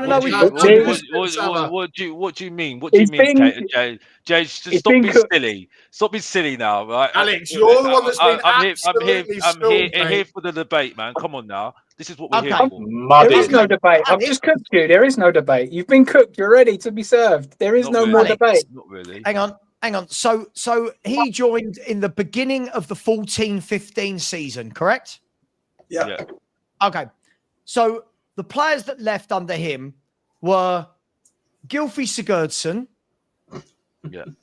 Sandro, Livermore, Norton, and Dawson. Yeah, that was harsh. That was harsh, wasn't it? No, that's not right. And he brought in Ben Davis, the player that you discussed, Federico Fazio, Dele Alli, Stambouli, Vorm, Dyer, and Yedlin. Yeah. So when we're saying Poch was ruthless, what part of that I've just said was ruthless? Well, he let go of Aaron Lennon, who's. Hang on, I just read to you what he did. That was the following season. That was the following season, yeah. I'll tell you what, I'll bring up my screen just because I like to cook Alex. He's being cooked left, right, and centre here. Right. There you go.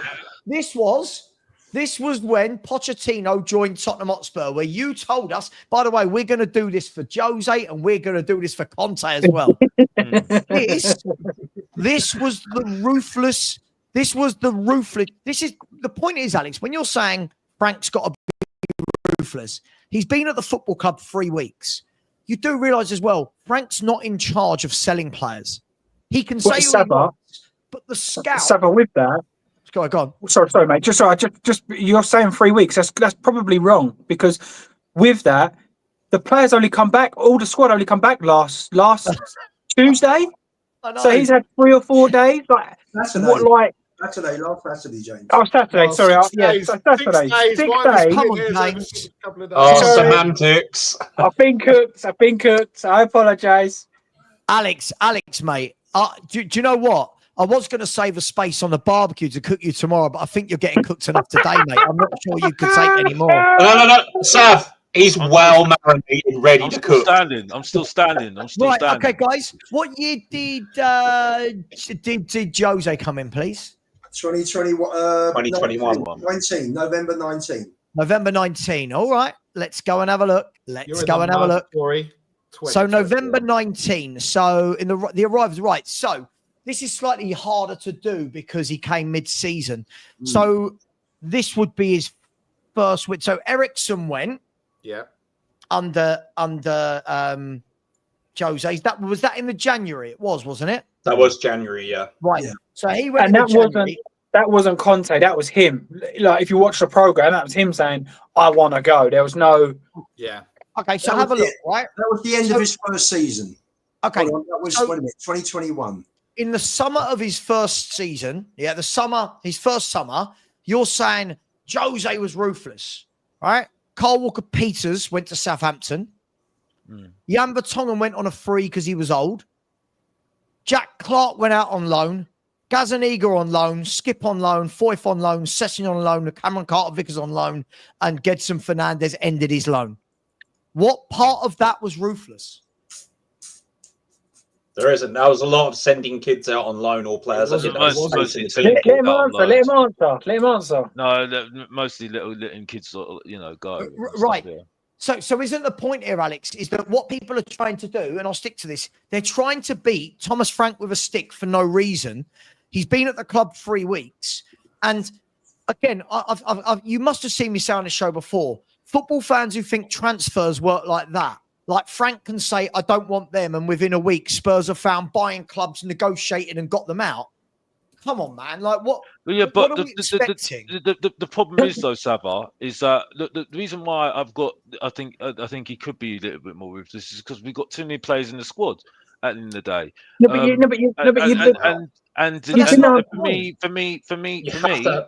For me, like I think there's the example of Enzo Maresca. I'm not saying that it's easy to find transfers. No, it's not.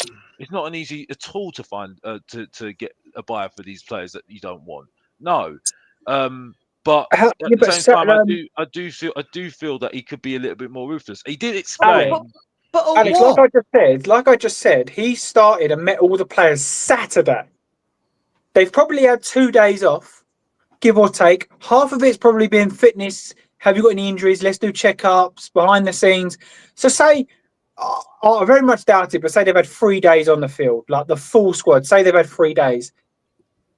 There's ruthless and there's like, you've got to be fair. Like he might have gone, you know what, right, Daniel, I've seen after these 3 days, Basuma, I actually thought he was going to go, but he looks okay. I actually don't think Archie Gray or Solanke or Richarlison or whoever can fit this system. You've given Daniel Levy or whoever 3 days to put them on the market, discuss a fee, sell them, new contracts. Like there's being ruthless, and this isn't being rude to you, mate. This is not at all. It could be to anybody. You're giving people 3 days to get all of that done, and then you're saying Frank could have been more ruthless. I reckon that there's going to be players in there, and it could have been Pedro Porro. He could have said, Pedro Porro on that meeting for when he became manager, I don't think he's good enough defensively. Got in this week and gone, hold on a minute. I actually think that Porro's good enough to be defensively sound and attacking. So there's going to be chops and changes. You can't just go, everyone will go in there with an opinion.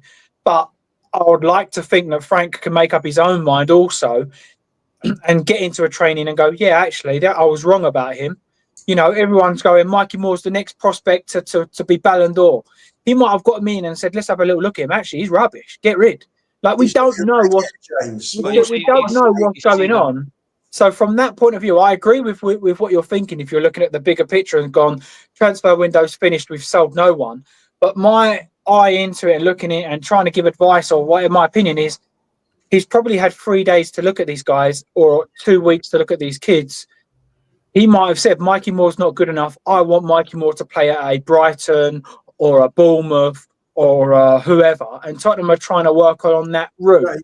James, Moore and Gray aren't even back yet till Monday. That's what I'm saying now. I'm just giving like my opinion. And also, if Frank is as good as we think he is with these youth, he may have actually said to Daniel Levy, I don't want them to go to League One opposition no more. And then Daniel Levy could have tried for the goalkeeper, said, look, we can't get him to go out on loan to a Championship squad. They don't want him, but we have Luton to buy him. What do we do? So there are bits behind the scenes that people don't look at or see because it's like rose-tinted glasses, get him out, no other option. But he's seen them playing against them for Brentford when he's but that's different though, mate. That's different. That's different. I've seen Brennan Johnson and Solanke play against Brentford and they were crap. But does that mean we're going to say they're all crap? My point is that he's seen these players before. Like he's been in the Premier League, he would have kept tabs on them when it was in the Premier League. So what we're saying now is these players were all good, and his tactics shouldn't have made a difference because the players could still be good. I'm not making that point. I'm not going to talk about Ange. I'm just saying the point at the moment is that like he would have seen those players play. No, yeah, but you're saying judge these players on what they did under Ange. I'm just saying, with the amount of time we've got, right? The amount of time we've got, and the amount of time that he's got to try and get a team together to try and get this to make the most of pre-season, because we're going to go off to Korea, I think, soon as well. Still 2 weeks away, isn't it?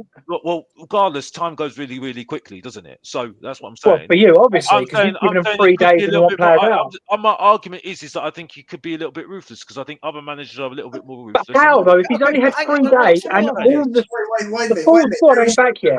The full squad ain't back yet. How ruthless do you want him to be? If the full squad ain't, so what you're asking for? You're actually asking for a yes man and somebody to come in and go. How did I say I want a yes man? Let me finish. Let me finish, and I'll tell you. What you're asking for is you're asking for somebody to make their mind up before they've come into the club and seen anything. You're asking for the club or the manager to say, yeah, he was crap under him. Yeah, he's crap. You're asking him to have no opinion of his own, to base his opinion on what other people have done. What's the difference between that and that's just another yes man? Rather than him make up his own decisions and see with his own eyes what's good and what's bad, you're asking him to make his decision of what he saw under Ange, 17th in the league, our worst manager in the last forever, or be ruthless based on 3 days worth of training, and even then, people ain't back yet. How can he judge players playing in a completely different system to his? He wants to see he wants to see the players playing his system and whether they can adapt and how good they are playing his system. And at that point, he will know whether that player is in for the season or whether they just can't cope. They just can't hack it. Ian, my biggest criticism, I've criticised Solanke so much last season, and I believe rightly so, because last season he was dog awful for me. But I always said at the end of the season, at the middle of the season, I will only judge Solanke once we have a proper manager that puts him again back in the opponent's box. Sure. Because how can we judge Solanke under Ange when he was in our own half 90% of the games? For me, I still don't think he's good enough, but I'm definitely going to give him the opportunity to play in the opposition's box before I make an opinion. But I thought that's why we've got a coach. Hang on, if Kudos... Hang on. Kudos, mate, Alex, you're cooking yourself now, mate. No, I'm not cooking myself because I haven't even made the point yet. So how have I cooked myself when I haven't even made the point? The point is, though, I thought You just made a point of. No. You didn't even let me. You didn't even let me finish the bloody point in the first place, James. Finish the point. I just said. Go on, finish, Alex. Get the point. Alex, get the point. Let me say. The point is that with the I thought we were getting a coach though. That's the point. Yeah. So as the coach, right? He's going to have a little bit of a say, but then the club are going to still have the ultimate decision what they're going to get out at the end of the day. You see what I'm saying? Because he's not dealing with that at the end of the day. That's just my point. At the moment. I'm not saying I'm not putting it all on here. But you're contradicting yourself, Alex. Right? You're contradicting yourself, right? First of all, can we stop doing this? Anybody who didn't, I'm not saying you, but anybody who didn't seem to want Frank keeps going back to this point that we've got a coach. Yeah, we've got a coach. One, it doesn't mean we don't want better players. This whole thing that because he's a coach, we just have to stick with the same squad and he'll make everyone better is ridiculous. I think the whole Spurs fan needs to listen to that because they're all doing the same thing. Some of the players, Thomas Frank will look at and go, I really like him. I'm going to get the best out of him, right?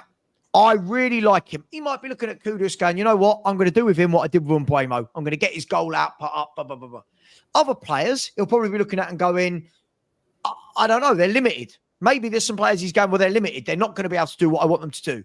He might not know that until he's seen them, because seeing them play in a different system against his team is very different to seeing them in his system with his instructions. But Alex, you've answered your own question. You said he's a coach. He won't have a say in all that, right? Or he'll have a little say in that. Let's just say Thomas Frank, after 1 week, Thomas Frank has gone in and said, look, if these players get bids, I'm comfortable letting them go, right? I don't see a place for Brian Hill. I don't see a place for whoever, right? That's great. But now the football club have got to go back and go, right, get the feelers out there, lads. Get the feelers out there. Let's let the intermediaries know. Right, have you seen Spurs are Spurs are comfortable to sell Brian Hill? Cool. Let's get that out there in the market. But that filters out to all the different clubs.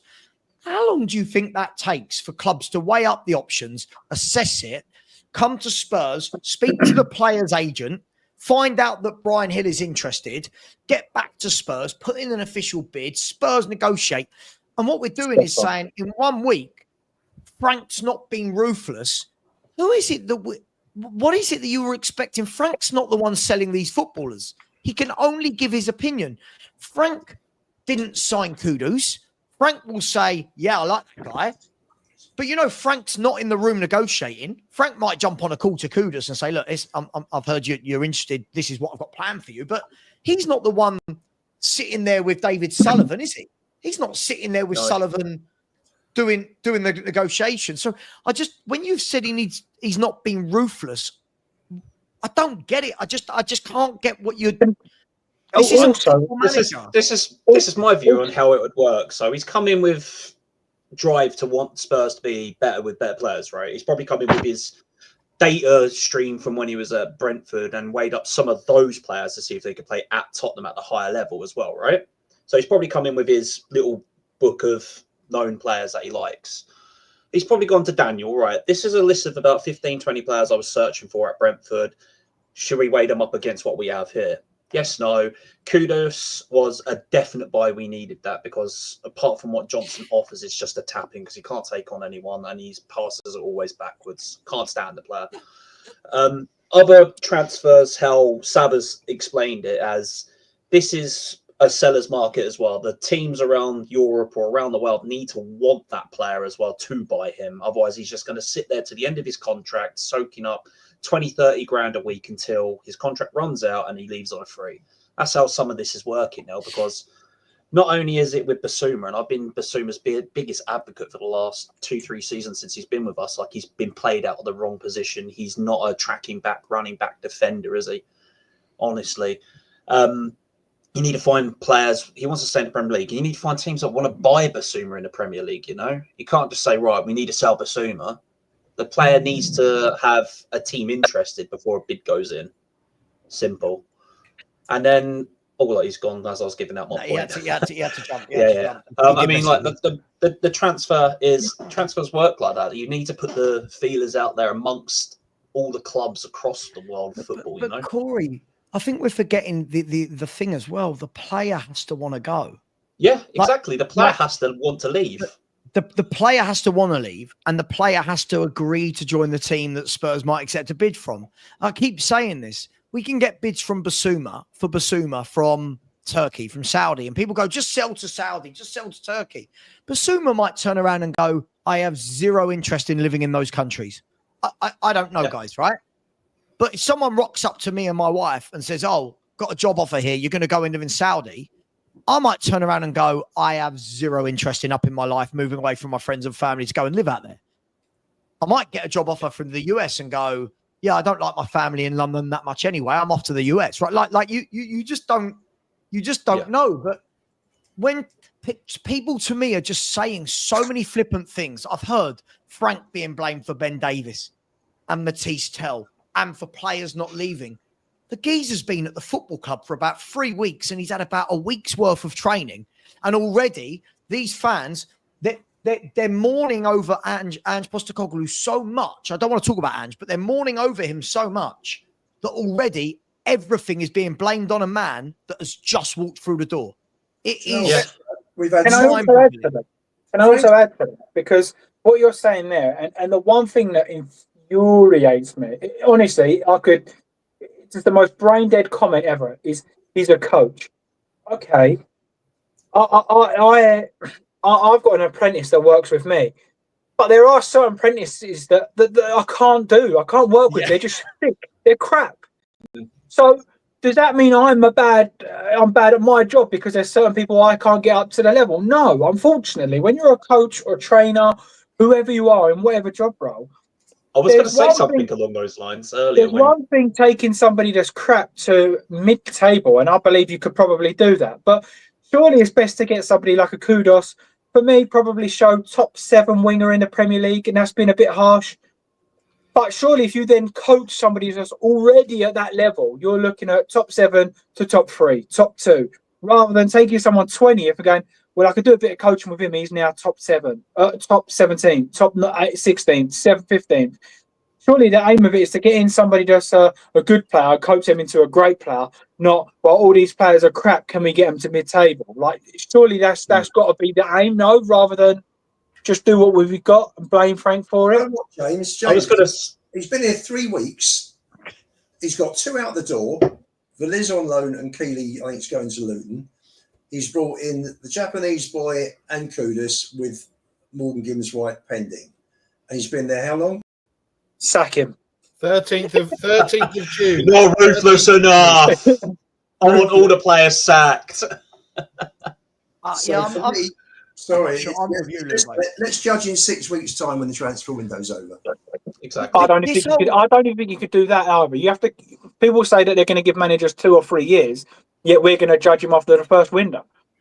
What happened to Rome wasn't built in a day. If he gets nobody out and only signs Gibb White, then I think you can kind of go, look, I would be more legend. I would be more inclined to sort of criticise. But surely. I'm sorry. You're either give him a couple of seasons to work and get his squad together, or sack him now. It doesn't make sense. Well, what got me? Brentford gave him 7 years, and he gave 7 years of his life and his experience and understanding of football to that team, right? What gets me with some of this fan base now is, if he's not done it in the first 10 games like Ange did, I want him out. Hey, come on. It's just such a non-argument for me with that. If he doesn't do well in 10 games, ship him out. The guy's got to come in, get the players in that he wants to play a system. 2, get the players playing his system to the way he wants. The thing is, he hasn't just got one system. He has multiple systems that work for his tactical needs against other clubs. Why do you think he'd done so well for so long in the Premier League? Because he had an understanding of how the league works and how to get the best out of players. You can't just rock up, say, if he doesn't do this in 10 games, get rid of. I'm sorry, no. You're comparing a guy that's done really well for 6-7 years with one club over a guy that's bounced around different divisions, won in tin pot league. Sorry, Scotland is the 43rd ranked team in the world, or ranked country in the world for football. And when you was on earlier on talking about Jashari, right? Belgium Pro League is the 8th ranked team in world football, country in world football. for players to go and play in. Top 10. And when you're going, like some of these players, they're not good enough because they play in XYZ league. Do you actually go and watch XYZ league like I probably do, like Savva does, like others probably on this panel, that when they need to get their fix in football somewhere, so they go and watch it. My football clock doesn't turn off when the Premier League finishes. I'm watching leagues that start in March. I'm watching leagues that start in the summer. I mean, the Brazilian league pretty much has mid-season now, isn't it? Before the World Club Cup come along, and you're sitting there, you're thinking, are you watching any of these leagues? No, well, go and watch them because there are some fantastic players out there. Please go watch, instead of just basing your opinion on because he come from Belgium. I'll send Sean my bank details. He could transfer me some money for cooking Alex for him because I know he struggled as of late. I suggested Sean should get in touch with number 10 because Starmer needs a good spin doctor. I think he should get in touch with Lily Whitehouse because I think what it should be. Sean should come to the barbecue and you should have a live debate in the garden, stream it live. Yeah. Alex versus Sean live in the garden, and the loser has to do some weird forfeit. I hope you. Yeah, all I hope is that that's what we need. The South London police coming to my house because of a disturbance in the garden. That's what we desperately need. A YouTube boxing match hosted on Football Heritage TV with a Netflix documentary called "When YouTube Goes Too Far." You know, like it all started with a little bit of meat on a barbecue and it ended in blood, literally. By the way, guys, I'm going to wrap up the show. Before we do, big up to Mark. Thank you very much for the super stickers. Always very, very generous. Thank you as well, by the way, those people that are seeing 19,603. It's actually 19,611, but for some reason, my data isn't pulling through, which is annoying. Big up to you, Mark. Thank you very much for that. Much appreciated. Daniel Field, always very generous as well. Thank you very much, buddy. Really appreciate you. Thank you very much. And Henry Fong TV said most of us tuning into Frank's press conference today at 3 p.m. Well, I'm going to be painting a fence, so I'll catch it at some point. But yes, I am now interested in press conferences again. I lost interest in the ones under the previous manager. Big up to absolutely everyone. Thank you, Henry Fong TV. As I said, we've got a new channel starting on Thursday night, the Spurs 5. I've seen a lot of hate from people out there in the world about it. It's unbelievable how many people are really bitchy. It's just a football channel, guys. Anyone who's got a problem with it, you're all more than welcome to start your own version. It's not I don't know what's wrong with people. Anyway, lots of angry, jealous. I haven't seen anything. I haven't seen anything like bad on it. I haven't seen anything at all. Lubo, we've seen it, haven't we, Lubo? We've seen it. I can't understand it. Don't worry, James. We've seen it. Anyway, is Lubo going to be on it every week? Sorry? Huh? Is Lubo going to be on it every Thursday, every week? Lubo's 20% of the channel. Me. I understand that. I understand. Lubo's the eye candy. Lubo's the eye candy. What do you think they got Lubo for? They ain't going for anything. They ain't going for his opinions. This is what I don't get with the hate. People hating towards this new channel. You're getting perspectives from everybody, not just one perspective. It's everybody. I've got different channels. I'm going to try and end the show again. Right, so don't forget, we've got our new channel starting on Thursday. I'll have a video out later this afternoon about Zabanyi. I might go live later tonight, depending if there's any news. If not, I'll put out some videos tomorrow about Reading, the Reading game from the barbecue. And then we're back with a Spurs review Sunday night. We've got Kate from The Perfect Match. We've got Danny Kiriakou. I don't know if Lubo's available this week. Yeah, I'm around. Lubo will be there. We'll get some other guests as well. Listen, take care, everyone. Much love. We'll see what happens. Spurs need to do something. At the moment, one first-team signing. It's not going to cut it. Take care, everyone. Much love. And if you must roast anyone, go and roast Mr. Box Office. Take care, everyone. And as always, come on, you Spurs. Vinayin.